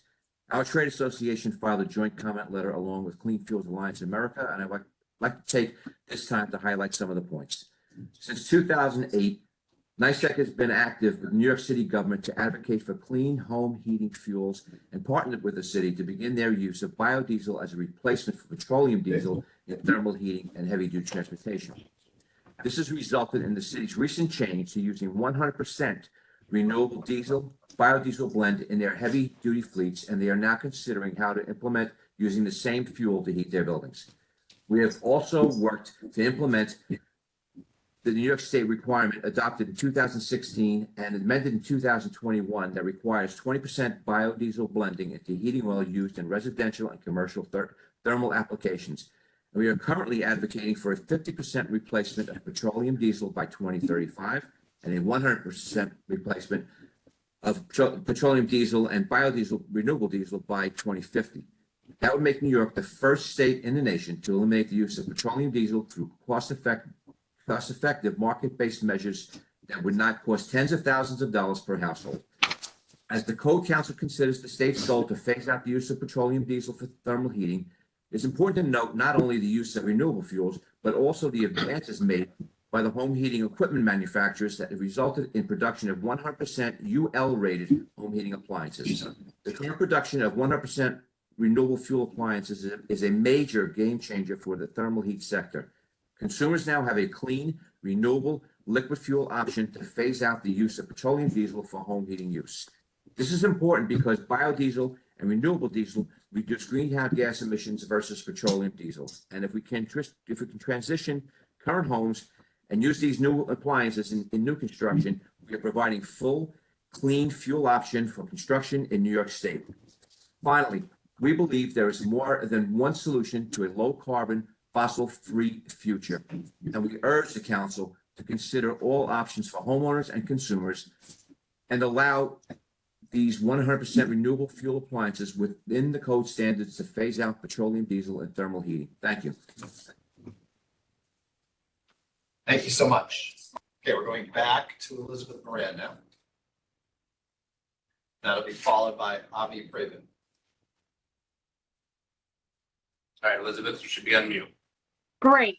Hi, everyone. My name is Liz Moran, and I'm the New York Policy Advocate with Earth Justice. Thank you so much for the opportunity to testify today.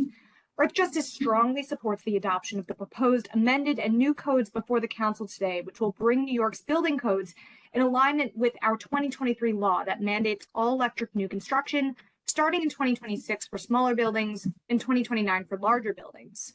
Ensuring the state doesn't get locked into continued fossil fuel dependency by mandating all electric new construction is common sense policy that's essential for the state's ability to meet our climate law mandates, especially given the fact that buildings make up the largest portion of our state's greenhouse gas emissions. Electrifying buildings and making them more energy efficient is a key component of addressing both climate change and the even more immediate public health threats posed by fossil fuels, which disproportionately harm communities of color. Additionally, as the cost of fossil fuels continues to rise, going all electric for new construction is going to help New Yorkers save on their energy costs. According to a report from the organization Win Climate, the average single-family new home built in New York State would save approximately $904 per year if built with a cold climate air source heat pump instead of a furnace or boiler. Single-family homes in every single climate zone across New York State is going to enjoy these cost savings on average. This includes both the warmest and coldest regions of the state. The Council should not hesitate to accept these proposed codes to ensure our codes are ready for implementation of our all-electric building mandate. Unfortunately, the Council has still not proposed codes to align with the Advanced Building Codes and Standards Act, which requires that the recommendations of the Climate Action Council Scoping Plan and the Disadvantaged Communities Report are included in the building code. Doing this needs to be a top priority for the Council. The Council also must address the disproportionate burden on disadvantaged communities to the building code as identified in the Disadvantaged Communities Report. Just last week, much of New York faced a dangerous heat wave, and it's far from unlikely to be the last this summer. Last year, New Yorkers saw orange skies, heat waves, flooding so severe it left people stranded, and increasing energy bills due to our dependence upon gas. This is unacceptable. The climate crisis is making New Yorkers' lives more dangerous and challenging. Every government entity in New York must ensure that their decision-making aligns with our climate law so we can make sure we're protecting those most impacted by the climate crisis. Thank you all so much for the opportunity to testify today, and we strongly support the adoption of the proposed energy codes before you. Thank you. Thank you so much. Okay, we're not seeing Omni on the list, so we're jumping to Robert O'Brien, followed by Chris Ochoa. All right, Robert, you should be unmuted. Yes, can you hear me? We can. Yes, thank you. Thanks for the opportunity to speak in the time. My name is Robert O'Brien. I'm the Education Director for NORA, and I'd like to speak against the electrification portion of this, but in favor of the efficiency portion. Quite often, electrification and efficiency are conflated, and in fact, they're not one and the same. The ICC board acted for cause in this. I participated in the entire 3 years of the code development process. There was due deliberation, and they put it into the appendix for a reason, and I believe you should honor that decision. They're the code experts. In addition, there's an affordable housing crisis in the country, and particularly in New York. Housing costs have gone up tremendously, even beyond the general inflation rate, and putting a real burden on everyone, particularly the underserved communities. And this is electrification is going to drive up costs with no return investment, driving up housing costs and rent and adversely affecting underserved communities. I appreciate your time. That's it. Thank you so much. Thank you. Okay, we have Chris Ochoa, followed by Sarah Schultz. Chris, you should be unmuted. Chris Ochoa. I'm a senior counsel for Codes, Regulatory, and Legislative Affairs with the California Building Industry Association in Sacramento. I've been covering energy codes and green energy transition since 1996. I had worked previously, represented and worked for the International Code Council, ICC, for 24 years before coming to CBIA. So I have a history here in California, and I just wanted to highlight for you, as you consider this energy transition, some of the pitfalls that California has been going through in this green energy transition. So first off is cost. We're hearing a lot about cost, but we can tell you, solar, battery storage, all electric kitchens, EV chargers in garages, and the need for larger electrical panels has added significant cost to our homes in California. In fact, our Realtor Association just came out with the new numbers, and the median average home price in the state of California is now over $908,000, more than twice the national average. In addition, our residential electricity rate is now 94% higher than the rest of the United States. I've been hearing several comments this morning about disadvantaged communities and the need for the green transition. I can tell you in California, those disadvantaged communities are the ones that are getting left behind with home ownership and the inability to afford their utility bills. I'd also like you to consider grid capacity. We just were told late last year, our Southern California builders from our second largest state utility, that they needed to slow down and even stop production of new homes in some areas because they lacked the grid capacity to energize our new homes and communities. What's happened is the environmentalist community is holding up several projects for new transmission lines and solar farms in California. This has slowed down. Our governor has been getting hammered by community activists on keeping Diablo Canyon nuclear plant open, extending it for an additional 5 years and adding $400 million to the state budget. But he knows he needs to keep the lights on because it provides 11% of our power to the state of California. And finally, please consider product availability. We have a significant transformer shortage crisis in the nation. It takes 12 to 36 months to get our hands on transformers to energize our communities.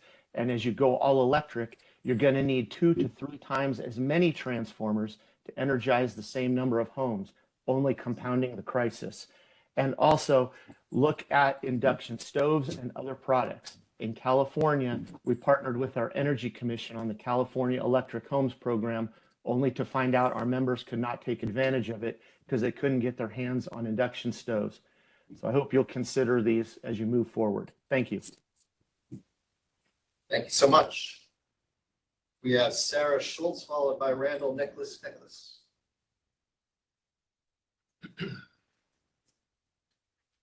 Just reading. All right, Sarah, you should be unmuted.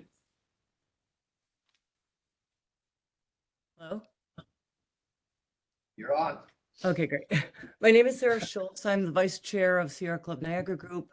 I serve on the Western New York Interfaith Climate Justice Community Steering Committee and volunteer with the Climate Reality Project here in Western New York. I also serve on the Climate Smart Communities Committee for the town of Amherst. Over the past 12 years, my husband and I have been transitioning our home through low interest loans and incentives to phase out the use of dirty and unhealthy fossil fuels. We started with geothermal for heating, cooling, and hot water, added solar. Now we both have 100% electric cars, and this year we're getting an induction stove and an LED insert for our fireplace. A battery for the house is next. We are very lucky that we can charge our cars at home and that the sun and the earth provides for our needs. Let me add that our monthly utility bills are no more than the hookup fees, 15 something and 17 something a month. This lifestyle has been intentional to lower our personal greenhouse gas emissions so our children and our 7 grandchildren know that we are trying to be part of the solution to a warming climate. Clearly, though, individual actions will not be enough to slow down the climate chaos that we are already living in. As environmental volunteers, we spend a lot of time educating other citizens about how to transition their homes to electric. It's shocking how few people know about the incentives and rebates to make the cost benefit even more attractive, let alone the health benefits. If there was more public education, perhaps it would not be so difficult for politicians and state agencies to always put people over corporations. Better messaging is crucial for the transition to be more easily fought for. We are very grateful to you to see that the All Electric Building Act mandates are included in the Energy Code draft. The 3.0 version cannot leave out language that supports disadvantaged communities who suffer disproportionately from pollution and energy costs. Buildings must be continually brought to safety and efficiency standards, and energy must be affordable for all. This will help to eliminate the energy burdens of LMI households. This would have prevented many of the deaths that occurred during the blizzard of December 2023 here in Buffalo. There's so much disinformation on the capacity of the grid to meet the potential load. According to the National Grid Analysis, the electric grid presently does have capacity for the slow electrification transition, and we'll be able to add capacity as we move forward on our own timeline. We have the technology, we just need the will. We can't afford to do this. We cannot afford not to. The billions spent every year in New York because of weather events will only get higher. Every climate chaos indicator that hit hard last summer is worse this summer, and it's happening earlier. The mandate to transition our newest buildings cannot come any sooner. We know of a big developer in Amherst, New York, who's actually turning a proposed electric building into a gas-burning building, and we cannot convince him otherwise. We need these codes and standards to prevent this from happening in the future. Electrification-ready building mandates will also prevent the huge expense of retrofits. We applaud your work and that you're holding the standards and deadlines for new building electrification infrastructure. New Yorkers recognize the threats we are living under in a changed climate due to our overuse of fossil fuels. We should not let greed, arrogance, and short-term thinking affect the rights of future generations to thrive in an uninhabitable environment. Thank you, thank you, thank you for listening to us and upholding that moral imperative. Thank you so much. Okay, before we move on, I'm just going to say that we've heard that there might be some issues connecting to the WebEx. We believe that they're related to Safari versus other browsers. So if you're attempting to connect to the WebEx using Safari, please try Chrome, Edge, one of the others, because we believe those are working correctly. Okay, next up, Randall Nicholas, followed by Bill Nowak. All right, Randall, you should be unmuted. Can you hear me now? We can hear you. Oh, good. Okay. Well, my name is Randy Nicholas. I'm the senior engineer for Huntsman Building Solutions. We are one of the largest spray foam manufacturers in the country with over 2,000 installers. HBS Huntsman Building Solution wants to thank the State Fire Prevention and Building Code Council for hosting this meeting and accepting our public comment. We support the use of unvented attics to improve energy efficiency of residential homes, reduce emissions, and lower energy bills for homeowners. My understanding is New York is seeking to achieve net zero emissions by 2050. Promoting the use of unvented attics will help the state achieve this goal. Currently, the New York Energy Conservation Code does not include a prescriptive R value for unvented sealed attics. This increases the burden for builders seeking to construct more energy efficient homes. We have submitted a code proposal to create a prescriptive R value for unvented attics through use of spray foam. We encourage the Code Council to adopt this proposal, and thank you very much for your time. Thank you so much. Next up, Bill Nowak, followed by Heather Borman. And actually, before you go, I'm just going to let the Code Council members. Can you hear me? Hold on. Bill, give me 1 second. Just going to say that I'm going to let the Code Council members know that we're going to take a little break around noon so everyone can stretch their legs. We'll probably go through 4 or 5 more, and then we'll likely have about 15 on the backside. So maybe 20 minutes so everyone can grab some food and stretch their legs. I know that mine are pretty tight right now. Okay, Bill, sorry about that. Thank you so much. No problem. I'm Bill Nowak from Buffalo, a board member of the New York Geothermal Energy Organization. Adopting parts 1229 and 1240 to implement New York's All-Electric Building Act is the responsible thing to do. It is irresponsible to continue building with fossil fuels for two reasons. You're hearing from many speakers today about the severity of the climate crisis, the suffering it causes, and the necessity of going electric to reduce climate pollution. That is absolutely true and reason enough to adopt 1229 and 1240. But it is also irresponsible to home buyers to continue saddling them with obsolete, unhealthy fossil fuel appliances. Because when those appliances break, they will almost certainly need to be replaced with electric appliances, a process that can be much more expensive and troublesome than starting with electrical appliances, doing things the right way in the first place. Forcing home buyers to adjust when their first water heater or furnace breaks down or when fossil fuel prices rise substantially is inefficient and unfair to the homeowner. I hope all on the Codes Council are fully aware of how widespread and well-supported the trend to electrification has become. In my role as editor of New York Geo's weekly news briefs, I've reported on the following developments in just the past few months. New York Homes and Community Renewal, or HCR, has begun implementing its sustainability guidelines by starting several all-electric affordable housing projects in Buffalo and elsewhere. Push Buffalo's amazing net zero apartment building at 625 West Avenue is nearly complete. Local Law 97 in New York City is stimulating all-electric building there. Ithaca has developed a Green New Deal plan to electrify all 6,000 of the city's buildings. Moving out of state, Maine's green economy effort has created 15,000 jobs and has installed over 100,000 heat pumps. In that really cold state, heat pumps are now more common than oil heat in new homes. Massachusetts utility Eversource has completed a 125 customer thermal energy network in Framingham, and the Mass Utility Commission has set the explicit policy goal of transitioning the state from natural gas. Maryland Governor Wes Moore has ordered a zero-emission heating equipment standard. This is only half of the examples I'll be submitting in my written testimony, but I want everybody to be clear that the electrification trend is strong, it's universal, it's just, and it's the only sensible way forward in light of the climate crisis. Please embrace it for the good of New York's homeowners. Thank you. Thank you. Next up is Heather Borman, followed by Ken Kalski.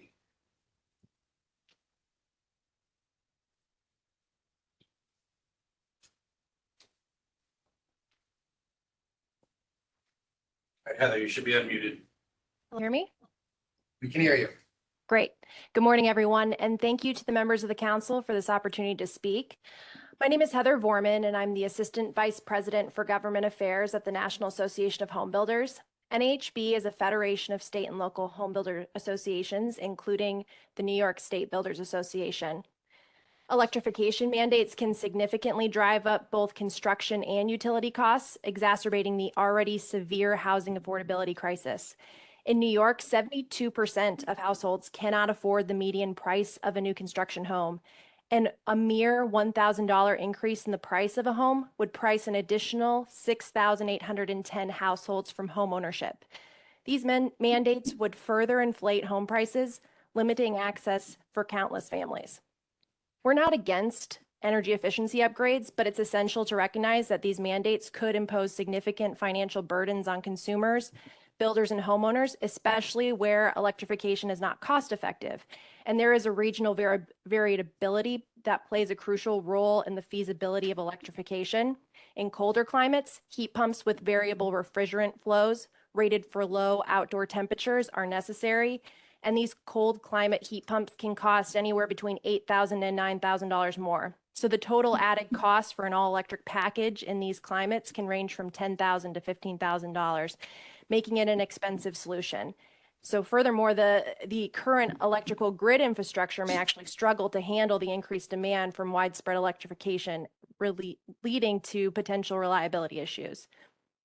New homes are actually already very efficient. They're more energy efficient than older ones, and electrifying new construction offers marginal greenhouse gas reductions compared to actually improving the energy efficiency of existing homes.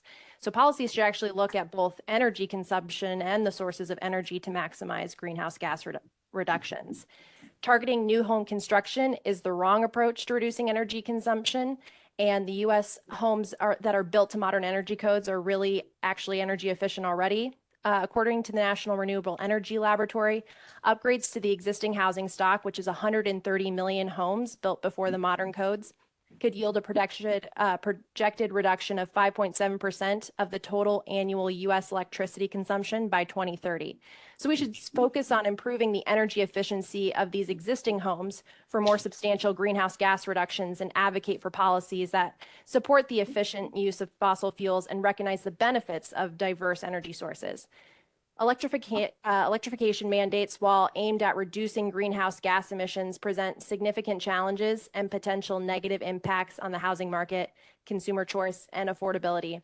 But by working collaboratively, we can further balanced and feasible solutions that address both environmental goals and the economic realities faced by builders and homeowners. Thank you. Thank you. Okay, next up is Ken Pekulski. Following that, we would have had Brian Perry, but we're not seeing him on the list. I'm actually going to say that that's where we'll take our lunch break. So let's go with Ken. When we come back, we will have Mike Fazio and Lance Marino.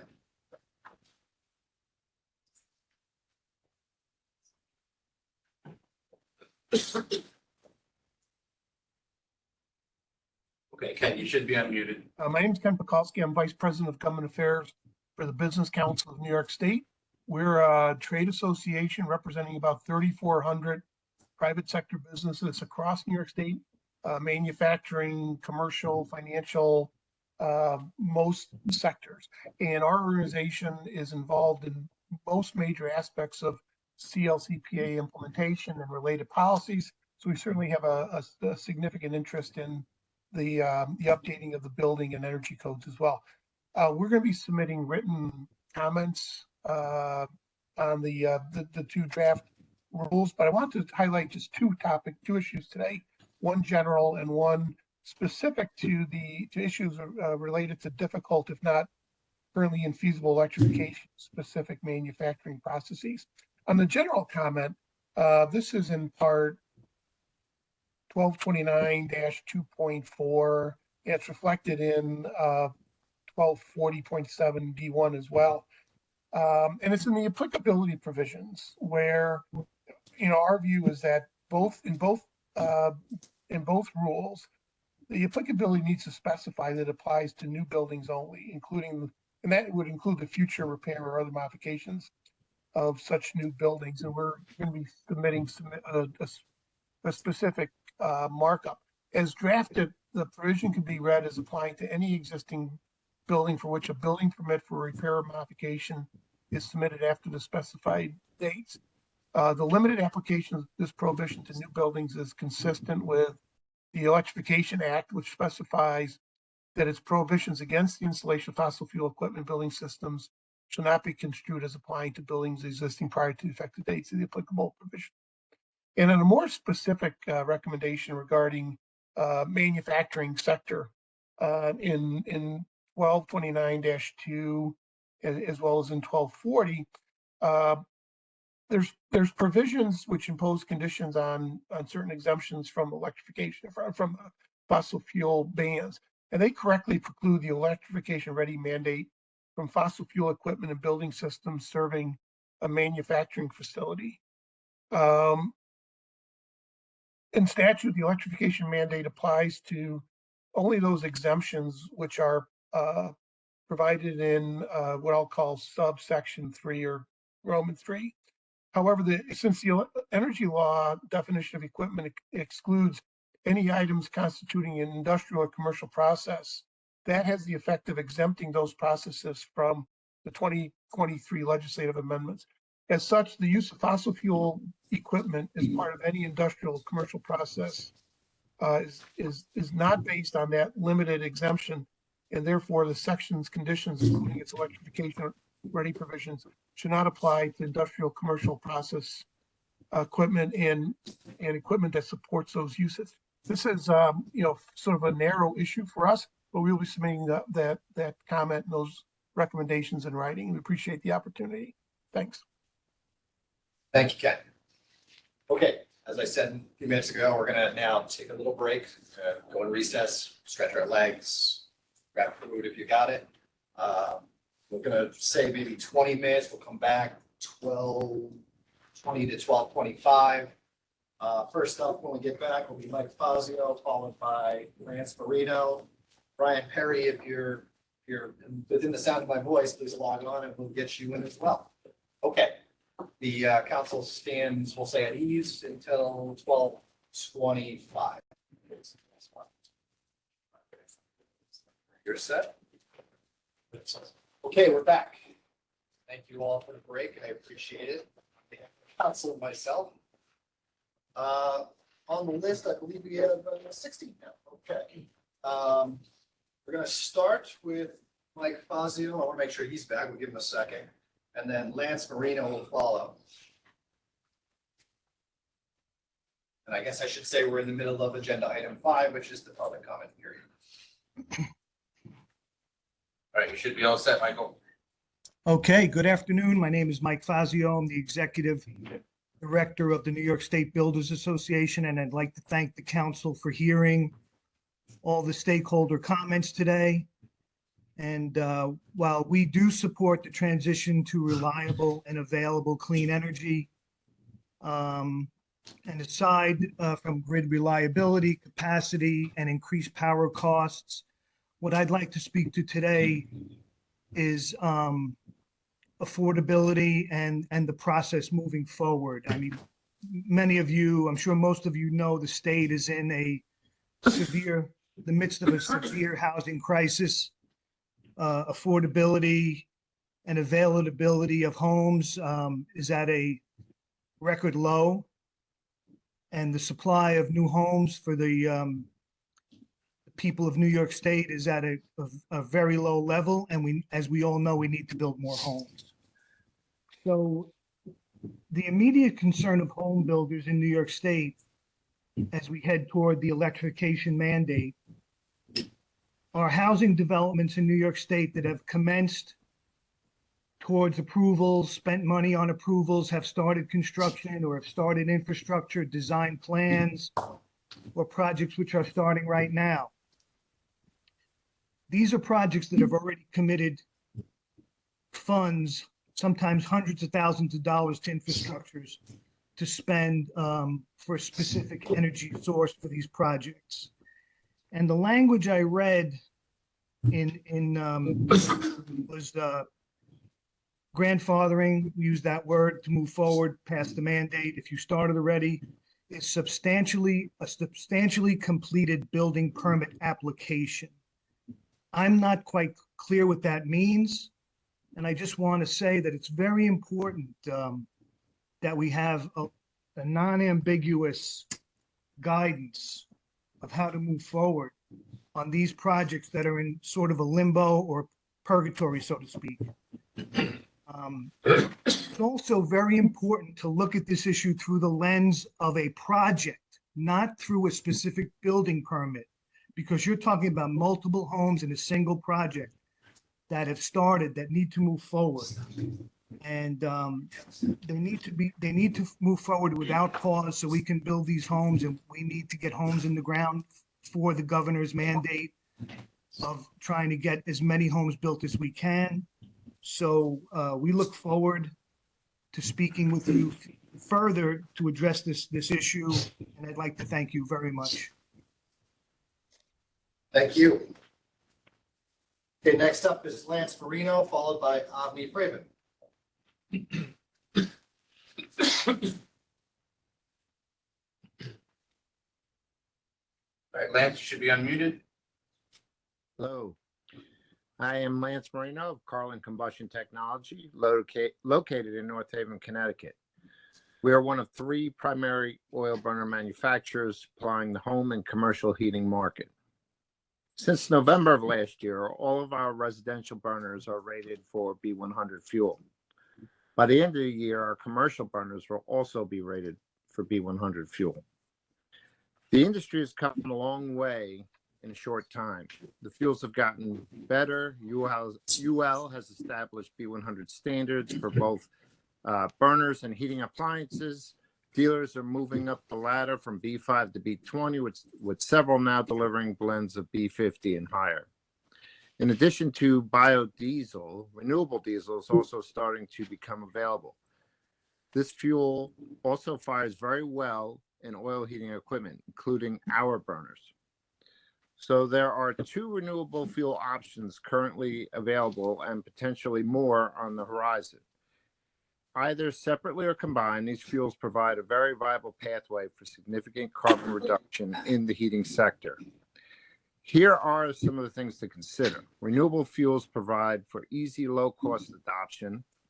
Biofuels can be used in existing, reliable, and time-tested heating appliances available on the market today. Most of these appliances are made in the U.S. In fact, there's a significant manufacturer here in New York State. With over 500,000 liquid fuel heated homes in New York State, the infrastructure for fuel delivery, service, and troubleshooting is already in place. And this industry is renowned for its service level and commitment to keeping customers warm and safe throughout the winter. For both new and existing construction, low carbon biofuels should become a key part of New York's decarbonization strategy. New York should embrace a hybrid approach where heat pumps can be used for efficient heating and cooling for a majority of the year. However, in the coldest winter months, the low carbon biofuel system would take over. This hybrid approach reduces the size and cost of the heat pump system required, ensures optimum comfort for the building occupants, and perhaps most importantly, keeps the heat pumps off the grid at a very time when the least efficient and grid capacity will be stretched, when they are the least efficient and when grid capacity will be stretched to the thinnest. The oil heat industry is rapidly embracing biofuels for a low carbon future. New York should not shut the door on this very impactful yet practical approach to decarbonization. Thank you for my time. Thank you so much.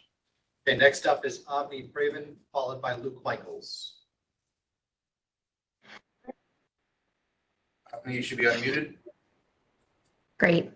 Hi, my name is Avni Praveen, and I'm the Deputy Director for Alliance for a Green Economy. We are a nonprofit located in Syracuse, New York, dedicated to a safe, affordable, clean, and healthy energy system in New York.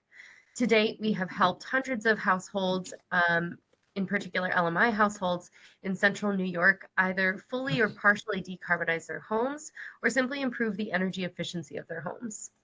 AGREE asks that the Codes Council ensures that the 2024 update prioritizes the disproportionate burden of our disadvantaged communities. Without additional technical and financial assistance, we are concerned about their ability to decarbonize. As you know, residential decarbonization not only has climate benefits, but health, home comfort, energy affordability, and energy efficiency benefits as well. Additionally, in a warming climate, the addition of a heat pump ensures access to efficient cooling for homes that previously had none. Cooling access is an essential aspect of health equity and saves lives during the deadly heat waves our state now regularly experiences each summer. Yet households in disadvantaged communities are blocked from decarbonization by a number of barriers, both financial and structural, depending on the condition of the home. We need our building codes to recognize the disproportionate difficulties borne by DACs and ensure that an update will not disproportionately burden households that need additional assistance from the state and its agencies in order to comply with these new rules and regulations. Unfortunately, none of the code drafts submitted to the council to date have addressed disadvantaged communities. We ask that the Codes Council review the New York State Disadvantaged Communities Barriers and Opportunities report drafted by NYSERDA, DEC, and NYPA. This report identified building codes as an area that needs to address the disproportionate burden on these communities. As you also know, the climate law prohibits the Building Codes Council, NYSERDA, and the Department of State from approving a 2024 building code update that disproportionately burdens disadvantaged communities and mandates that these agencies prioritize the decarbonization of disadvantaged communities so that they can make these home improvements that can hugely boost a family's quality of life in their home. We asked that the DOS, NYSERDA, and BCC comply with the climate law and prioritize the disproportionate burden of our DACs in the 2024 Building Code update. Please do not ignore these communities, and thank you for your time and the opportunity to address the council. Thank you so much. Okay, next up is Luke Michaels, followed by Nicola Benning.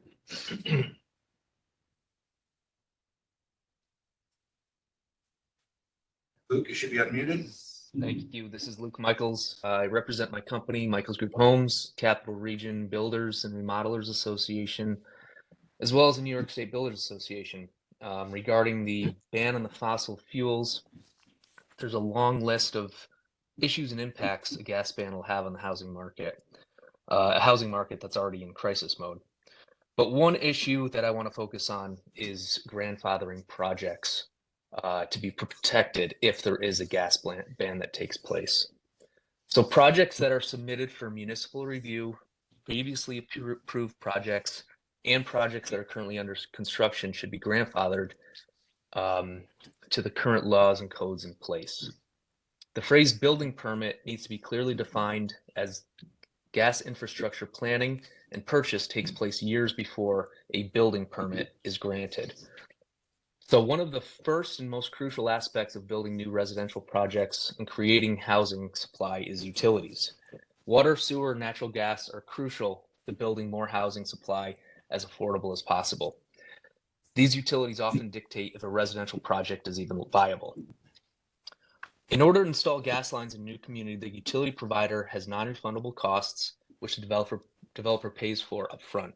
They have refundable costs that are held via developer's letter of credit. The refundable portion is adjusted as each home gets hooked up to a gas meter by the utility provider. So in the event where a project fails or the homes are not built and hooked up to the utilities, the letter of credit gets called on and the developer is ultimately responsible for those initial costs. Natural gas is banned on 12/31/25 and homes cannot be hooked up to gas meters. The developers will be on the hook for those costs. And not because their projects failed, it's because they were mandated that they couldn't hook up to the gas meters to the infrastructure that they've already paid for. So as an example, my company has a few current new home communities under construction. We have 6 open letters of credit for gas infrastructure. The total amount of these charges is $466,346.40. If gas is banned and I'm not able to hook up houses to the gas meters on infrastructure that I've already planned for and paid for, then I'm on the hook for these charges. Additionally, if the letters of credit go bad, it affects my banking relationships for future investments in housing supply. It's a small example. I'm a small builder in upstate New York, and I'm sure there's many more that have a lot more going on than we do. So if gas is banned without a grandfather clause, builders and developers across the state are set to lose millions in what they've already invested in their communities and housing supply. Any further gas ban is only going to increase these costs. These millions that we may lose out on are going to be added to the future price of new housing, already affecting a housing crisis that we have today. Thanks. Thank you. Okay, next up we have Nicola Benning. Looks like Louis Arena is not in the forum, so then we'll jump this behind Nicole will be Jed Prickett. Oh, you should be unmuted. Thank you. Thank you to the Co-Counsel for the opportunity to testify today. My name is Nicole Bean, and I'm here on behalf of the Building Decarbonization Coalition. BDC unites critical stakeholders on a path to eliminate fossil fuels in buildings, to improve people's health, cut climate and air pollution, prioritize high road jobs, and ensure that our communities are more resilient to the impacts of climate change. The climate law in New York State set ambitious greenhouse gas emission reductions that the state must achieve. Building emissions are a huge part of the state's emissions overall, totaling about 32%, and there is no path to meet the mandate of the CLCPA without significantly reducing building emissions. First, I want to offer our enthusiastic support for the proposed amendments to Part 1229 and Part 1240. These amendments implement the All Electric Buildings Act of 2023, a first of its kind statewide mandate to achieve zero emissions in new buildings beginning in 2026, and also includes the requirements that buildings not covered by this law are electrification ready. Even with this progress, there are other requirements that must be present in the building code update. The Advanced Codes and Standards Act mandated that, provided cost effectiveness, the Code Council must use best efforts to ensure the building code achieves greater energy savings than ASHRAE 90.1. The law also updated the energy policy of the state, incorporating the greenhouse gas emissions reductions mandated by the CLCPA. The Climate Action Council scoping plan included improved energy efficiency, improved weatherization, energy storage, and on-site renewable energy generation. The building code must include the amendments being discussed today, as well as be updated to reflect the critical victories in the CLCPA, Advanced Codes and Standards Act, and the scoping plan. When such a comprehensive code is in effect, New Yorkers will begin to reap the economic, health, safety, and workforce benefits of building decarbonization. We're looking forward to working with the Code Council to ensure that the code delivers on all of the promises made by the governor and the legislature to achieve decarbonized buildings. Thank you. Thank you. Okay. So we still don't see Louis Arena, right? Okay, so we're on to Jed Prickett. It looks like Alicia Bacon is also not on the list, so then behind Jed would be Thomas Wright. Jed, you should be unmuted. I'm a clean energy analyst at the Alliance for Clean Energy New York. We are a member-driven organization with a mission to promote the use of clean, renewable energy technologies and energy efficiency in New York in order to increase energy diversity and security, boost economic development, improve public health, and reduce air pollution. ACE New York supports an updated building code that expedites electrification. Last year, the All-Electric Buildings Act was signed into law and requires the Energy Code on or after December 31st, 2025 to prohibit the installation of fossil fuel equipment and building systems in any new building not more than 7 stories in height. ACE New York would like to thank the Council for your work on incorporating the All-Electric Buildings Act into the draft Energy Code. An updated state building code is an integral part of the state meeting its climate emission reduction goals. The building sector is the largest source of greenhouse gas emissions from our heating, cooling, and hot water systems that are fueled by heating oil or natural gas. Recently released studies also show the level of indoor air pollution from the use of natural gas stoves. As we transition to an all-electric future, purchasers of new homes should not be saddled with having to upgrade their appliances and furnaces over the next decade as we wind down our use of fossil fuels. Their homes should be the leaders in our new climate-forward New York. In 2022, we worked for the passage and signature of the Advanced Building Codes Appliance and Equipment Efficiency Standards Act. This law requires the Energy Code to be revised to achieve the state's clean energy and climate agenda and to implement the Climate Action Plan finalized in December of 2022. We want to stress that that law requires the Advanced Building Codes law to be incorporated into the Energy Code. It also requires that the Energy Code include the recommendations in the Climate Action Plan. These recommendations are that new homes must be electrified, highly efficient, and resilient. Additionally, the 2019 Climate Leadership and Community Protection Act states that all agencies, including the Department of State, must issue regulations that contribute to achieving the statewide greenhouse gas emissions limits. Again, thank you for incorporating the all-electric buildings law into the draft Energy Code. The Building Council needs to update our code to ensure that it meets the building codes and standards law requirements and the state climate action plan. This is necessary to reduce our climate emissions, reduce indoor air pollution, and not burden new homeowners with outdated fossil-based appliances. Thank you for your time. Thank you. Okay, we still don't see Alicia Bacon, right? Okay, so we're moving. We have 2 Thomases in a row. Thomas Wright will go first, and then Thomas Cassendis will go next. All right, Thomas Wright, you should be unmuted. Hello, my name is Thomas Wright. I'm a member of Beacon Climate Action Now, also known as BCAN. I want to thank the Council for providing the opportunity for the public to comment on the building code revisions. I also want to take a moment to thank all of those who are commenting today on behalf of a better future for New Yorkers. For the city of Beacon, this better future began on January 1st of this year, when we became the first city in New York State to prohibit the use of fossil fuel combusting equipment in new construction and major renovations.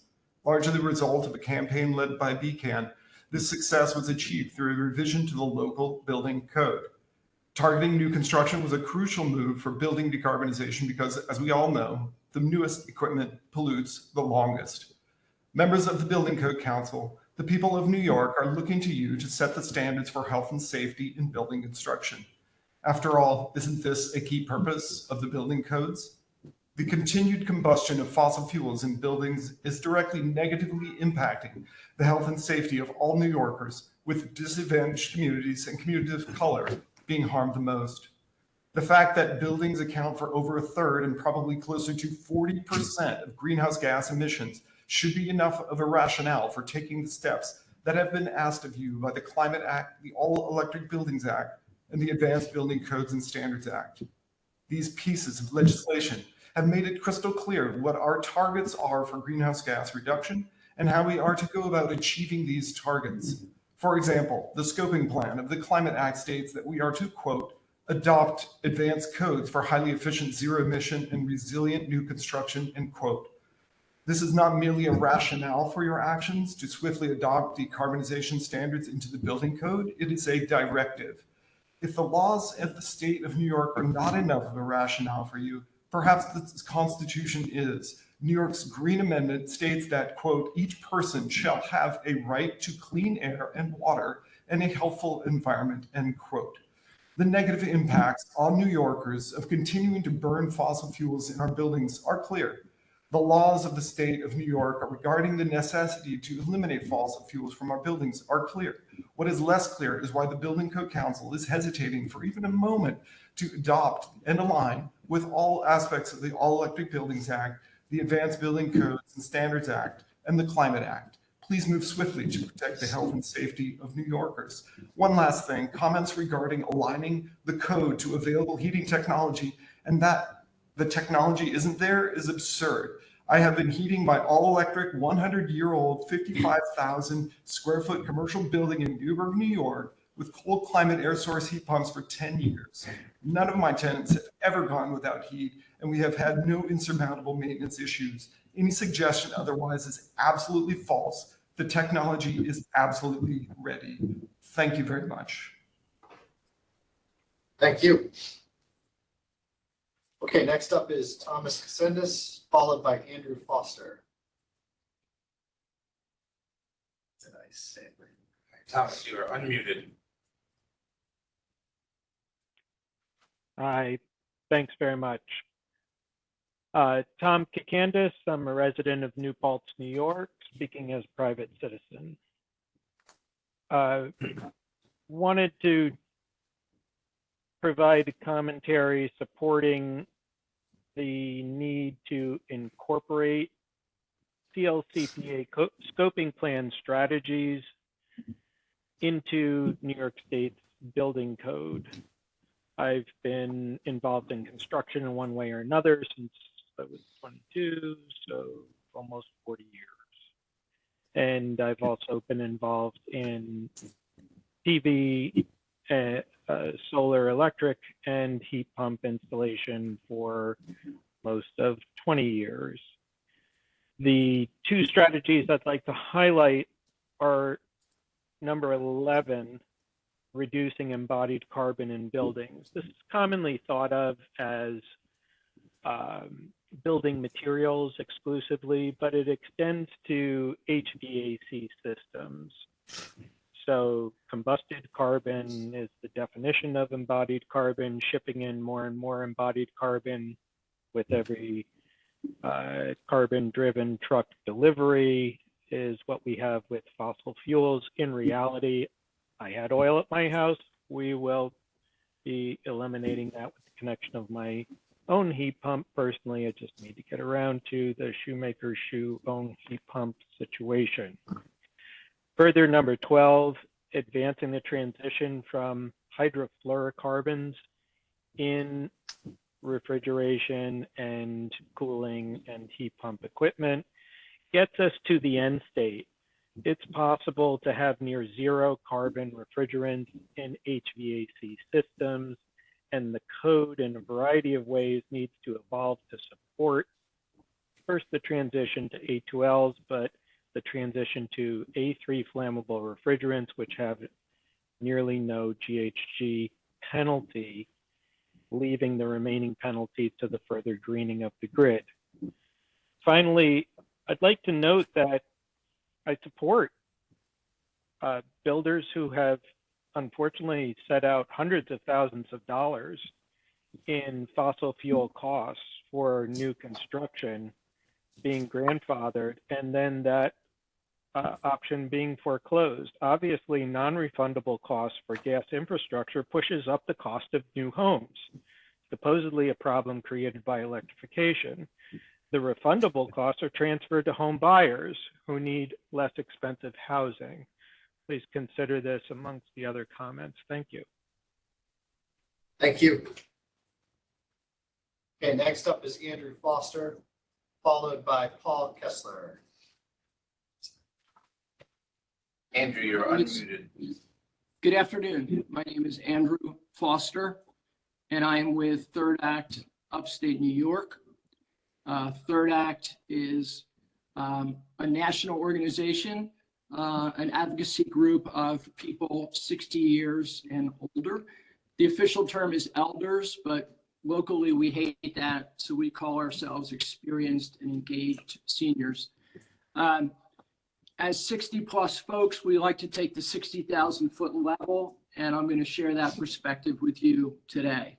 I have 3 comments, big picture comments. Number 1, we call on you to adopt the highest level of energy efficiency measures in your 2024 code update possible, including the advanced decarbonization provisions that were relegated to an appendix in the ICC Energy Model Code. The ICC succumbed to oil and gas special interest. You can do better. Second, we call on you to pursue phasing out fossil gas, oil, and propane use as quickly and as aggressively as possible using every available tool. Again, the oil and gas special interests are trotting out the usual impediments and bogeymen: cost, freezing in winter, housing, etc. False solutions like renewable liquid fuels, which they claim are clean. That is greenwashing, and you can do better. Third, we want and ask and call on you to embrace an attitude of what more can you do? What more building electrification can you do, and how quickly can you eliminate fossil fuel burning? Again, the oil and gas special interests excel at being against things and focusing on impediments. Our question, looking from 60 years of age up and 60,000 feet, is, well, what are their solutions? Do nothing? Keep using our current infrastructure? You can do better. And let me say last, personally, I live in the North Country with my family. We have a cold climate heat pump. It works fantastically well all through the winter, including North Country winters. So to the extent that others suggest that's not the case, that's false. Thank you. Thank the council and the staff for your hard work and for this opportunity to comment. Thank you very much. Next up is Paul Kiesler, followed by Josh Cohen. Paul, he'll unmute you. Yeah, you should be on mute, Paul. Hello, can you hear me? We can. Okay. Hello, my name is Paul Kiesler. I'm a former executive of a S&P 100 corporation based here in New York State. And I ran a $2.5 billion net revenue business, which had responsibility for the livelihoods of over 11,000 employees. And I'd like to provide a different perspective from the business community. First of all, I'd like to thank the New York State Department of State for its decision to incorporate the provisions of the All Electric Building Act in your draft language of the Energy Conservation Code. And note that today you've heard several efforts by special interest groups and businesses to change laws, which our elected officials have already passed. Some of the claims they're making can be refuted and should be considered opinion.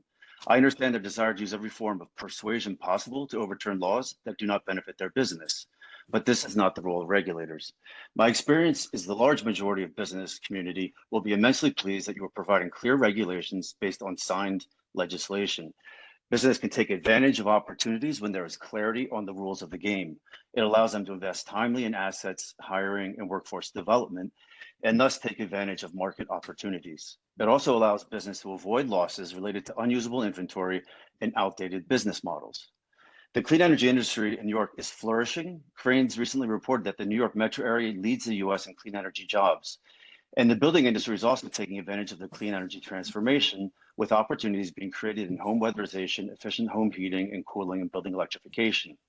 The cost to build all new electric homes is now roughly at cost parity with inferior and outdated construction techniques, if you include all of the costs, even those paid for by ratepayers. They also offer a far healthier, safer, and economic product, so the conversion to an all-electric home should provide additional consumer demand. And of course, there are some contractors who will resist the change and will take decisions that put them at great financial risk. This is why it is so important for industry leaders and associations to embrace the implementation of these laws, as resistance only risks damaging the construction industry across the state and risks the livelihoods of those employed by those businesses. So I'd like to thank all of you for your service to the people of New York and for doing what you're doing. And I really encourage you to include the Advanced Building Codes and Standards Act, as well as all the CLCPA provisions in the eventual building codes that you promulgate. Thank you. Thank you for your time. Thank you. Okay, next up is Josh Cohen, followed by Brian Lamotte. Josh, you should be unmuted. Okay. Good afternoon. This is Josh Cohen. I lead policy engagement in New York for Switch. Switch is spelled SWTCH. There's no I. And our New York office is based at 370 J Street in Brooklyn. Switch is an electric vehicle charging solutions provider, and our focus is on multi-tenant properties, especially residential apartments and condos, but also retail, office, public parking. We partner with It's Electric, a Brooklyn-based startup, to do curbside charging in Brooklyn. So our focus is on EV charging, and I'm really happy to see this code revision process moving forward, to see the notice of rule and development published earlier this week. I plan to submit written comments, but for this hearing, I'd like to offer two high-level recommendations, both of which are centered around cost effectiveness. The first one is simply to include EV infrastructure as you update the various codes for new construction. I say this because unless we're dealing with a facility that's like a fueling depot that actually stores fuel and dispenses it on site, EVs and EV charging generally represents a new type of infrastructure for buildings. And so this council, as you and your colleagues across the state are updating the various codes, is just a call out to be proactive and coordinate and ensure alignment. As some previous speakers spoke about today, they argued against including EV-ready infrastructure due to affordability reasons. They say it will increase the cost of new construction. In my view, I think the two scenarios New York faces are not a fossil fuel scenario or an electric scenario. The legislature has already decided that New York will have an electrical future. And so really the question is, how can this council implement the legislature's directive in a cost-effective way? And I don't think there's any disagreement that it is far more cost-effective and affordable to include EV-ready infrastructure at the time of construction. And the second point is related to the first one, which is to also factor in provisions that take into account the benefits associated with energy management in new construction, which can help avoid overbuilding circuits and overbuilding panel capacity and increase the cost unnecessarily. That's one of the benefits of energy management when it comes to EV charging. It can significantly reduce costs. So again, I'll be submitting more detailed comments, but I appreciate your consideration. Thank you. Thank you so much. Okay, next up is Brian Lamort, followed by Steve McDaniel.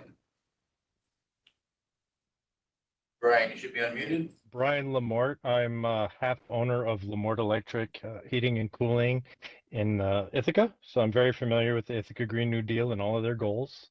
I can say for myself personally, I had the gas meter removed from my 70-year-old house, and I have all Mitsubishi heat pump systems, and that has worked fantastically. The primary thing our business does is decommission fossil fuel sources for people and replace them with heat pumps.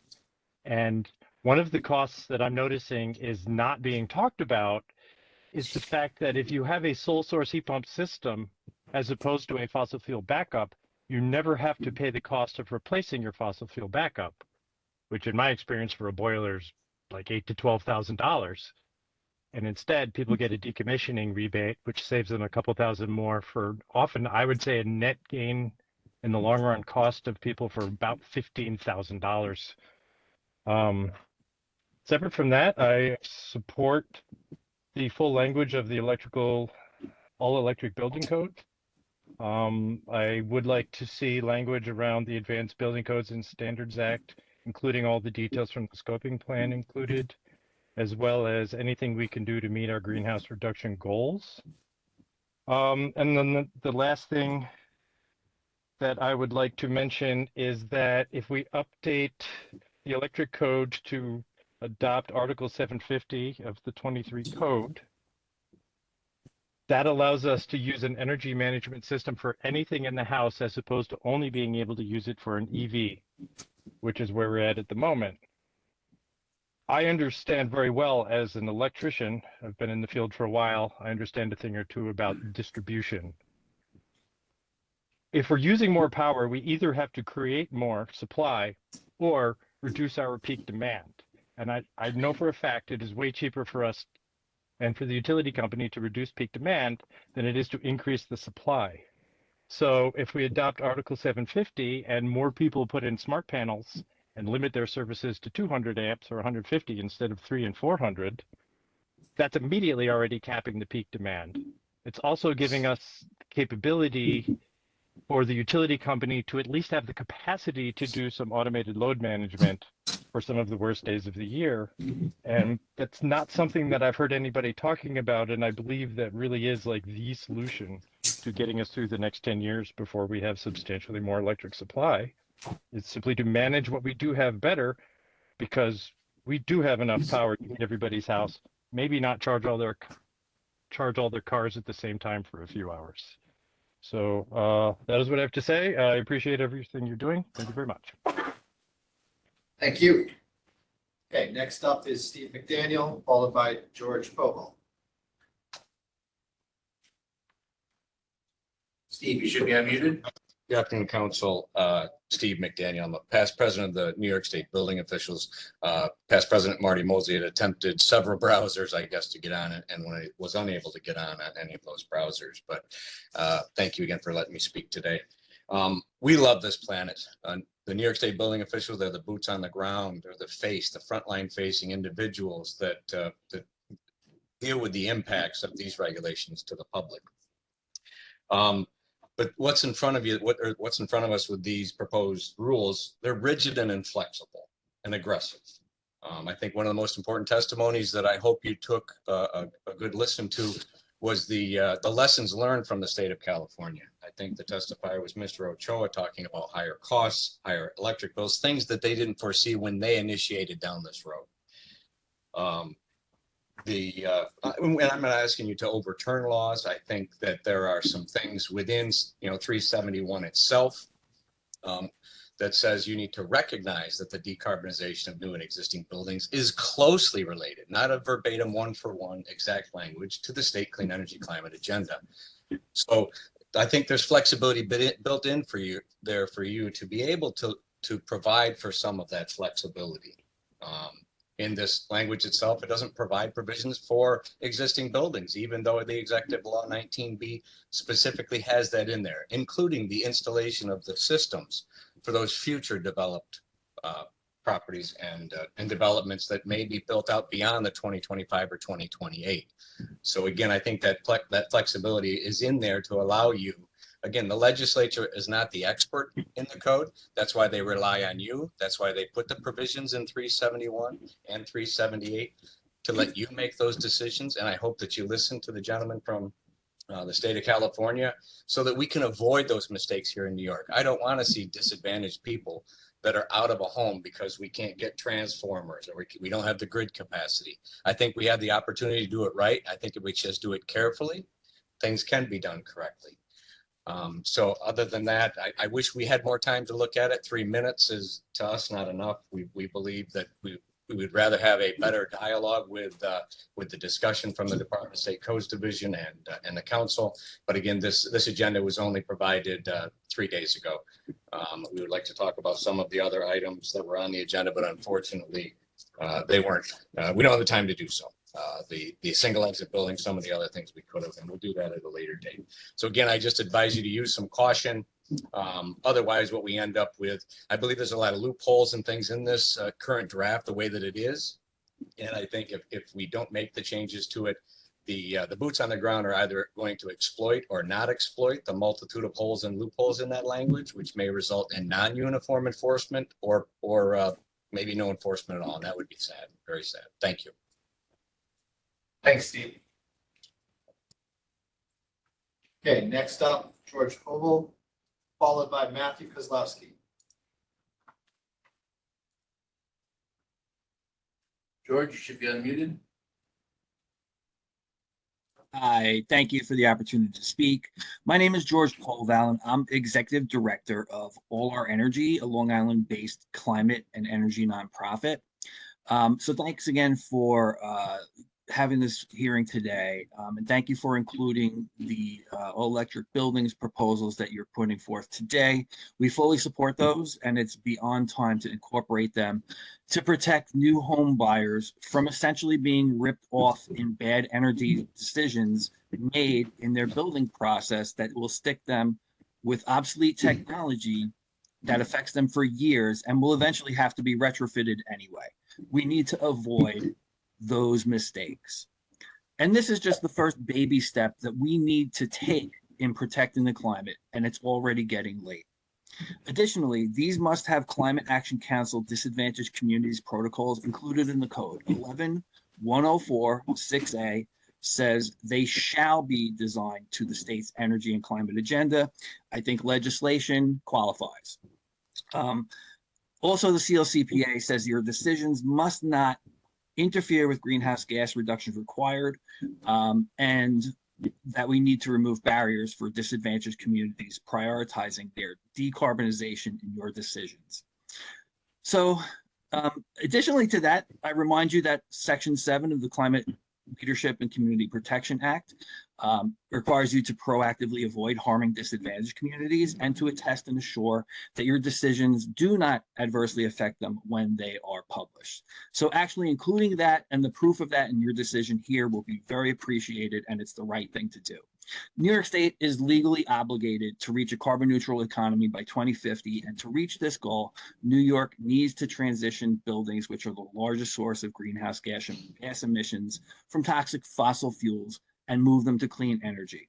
The headroom assessment found that even using the most conservative estimates, the state electric grid is more than capable of taking on this capacity. I really cannot understand what building and HVAC people are telling us that somehow installing separate expensive HVAC systems and heating systems are somehow less expensive than a heat pump system that does both for just a teeny bit more than the AC system. I'm not really sure where we get that from, but I challenge the entrenched businesses to seize this huge opportunity. You will make an incredible living while helping New Yorkers and the planet change to clean energy technologies. We also know that we can't burn our way out of the climate crisis, and electrification is the future. So I urge you to follow the law and adopt these codes, include protections for disadvantaged communities. It's the right thing for New Yorkers, and it's the right thing for our descendants. Thank you very much. Thank you. Okay, next up is Matthew Kozlowski, followed by Brian Smith.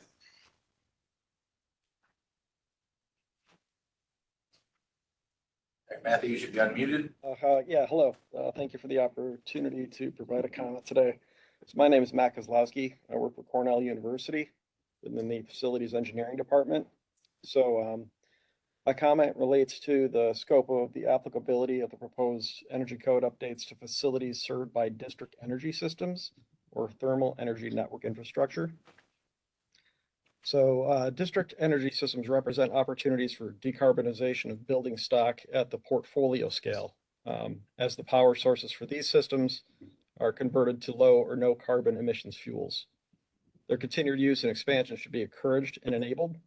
We'd like to encourage the council to explicitly recognize that buildings connected to a district thermal energy network are analogous to buildings connected to the electric grid, and that connection to this infrastructure is not prohibited as, quote, installation of fossil fuel combustion equipment or building systems in new buildings. So that's all. Thank you for your time. Thank you. Okay, next up is Brian Smith, followed by Betsy Parrington, and that would be the last speaker on the list right now. All right, Brian, you should be unmuted. Thank you for the opportunity to provide testimony today. My name is Brian Smith, and I'm the Associate Executive Director at Citizens Campaign for the Environment, or CCE, a statewide environmental advocacy organization with over 100,000 members. Personally, I'm based in Buffalo, and on a personal note, despite rhetoric from some that electric heat pumps would not be able to stand up to harsh Buffalo winters, I can say that my home is an example that they can and do provide a warm, comfortable home in a cost-effective manner. We support the inclusion of language that implements the requirements of the All Electric Buildings Act.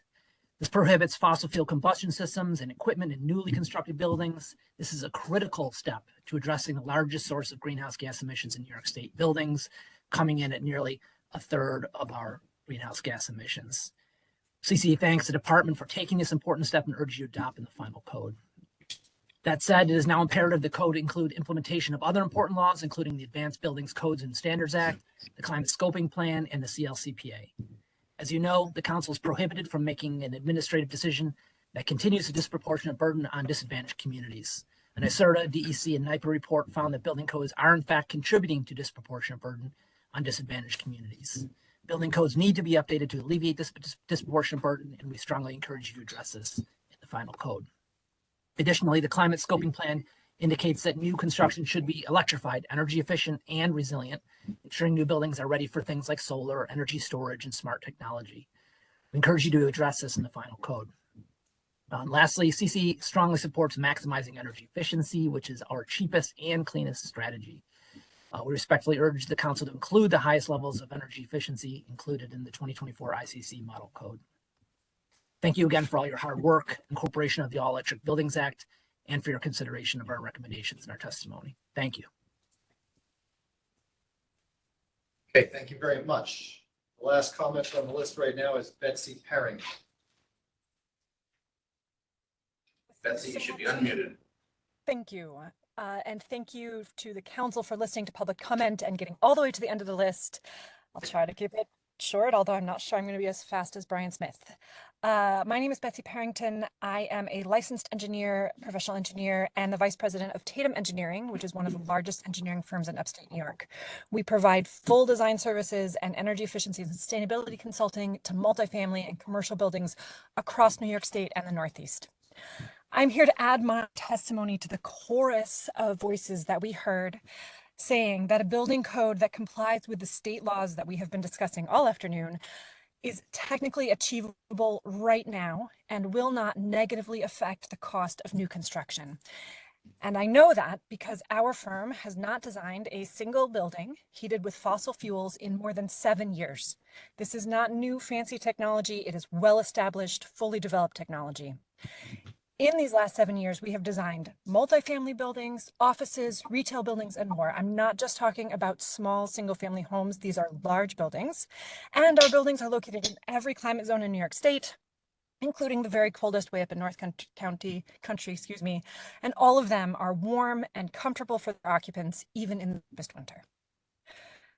When the cost of the entire heating, ventilation, air conditioning system is considered, it is already, right now, cheaper to install an all-electric system than it is to install a fossil fuel heating system plus an electric cooling system. This will not increase the cost of construction of our buildings in New York State. New York State has been a shining star leader in energy efficiency for decades in this country. Parts of New York State are currently leading the way for electrification. We heard mention of the city of Ithaca's local energy code that prohibits the use of fossil fuels, effective in 18 months. And we also know that several localities in the state have had a gas moratorium for years and are still thriving. I encourage you so strongly to please keep New York State as a leader as we fight climate change by decarbonizing and electrifying our built environment, and in our efforts to ensure that disadvantaged communities are not left behind by enacting a new building code that complies with recent state laws. Thanks very much. Thank you. Okay, we show nobody else on the list, so if there's anybody else that would like to address the council today, they can comment in the WebEx to Kevin at this point. Okay, seeing none, I'm going to close public comment for this meeting. Takes us to the next agenda item, which is future meetings. As I announced earlier, we're going to look to do a July 26th. We're going to be looking at and getting presentations on both the proposed 2024 Uniform Code and Energy Code for New York State. I expect that it'll be an extended meeting for folks to plan. I'm going to leave September 27th for now, but I have a feeling we're going to drop that one. And then December 6th is likely, as I said earlier, to move on, so that we can get our notice of proposed out there this fall. Once we enter that, that's the SAPA process. 60 days for public comment, review of that public comment before the board, adoption sometime early next year is the goal. Okay. That takes us to agenda item number 7, other business. I'm going to take a chair's prerogative for a half a minute here.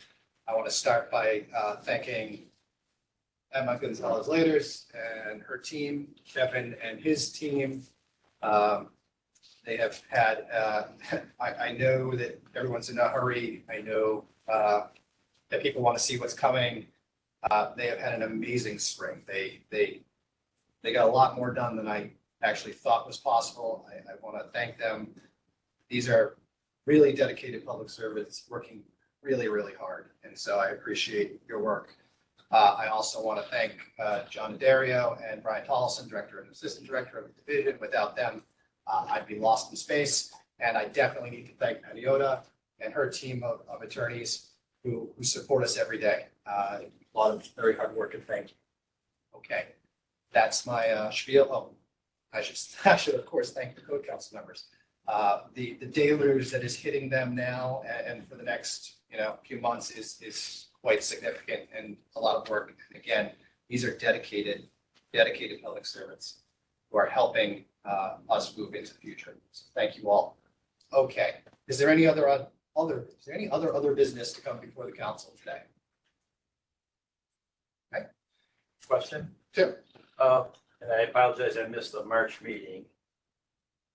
Some time ago, we talked about each individual code, plumbing code, mechanical code, building code, et cetera, having that in the document similar to what ICC uses, showing underlines, showing deletions, et cetera. Is that the intent, that we would be getting that for our use sometime in the future?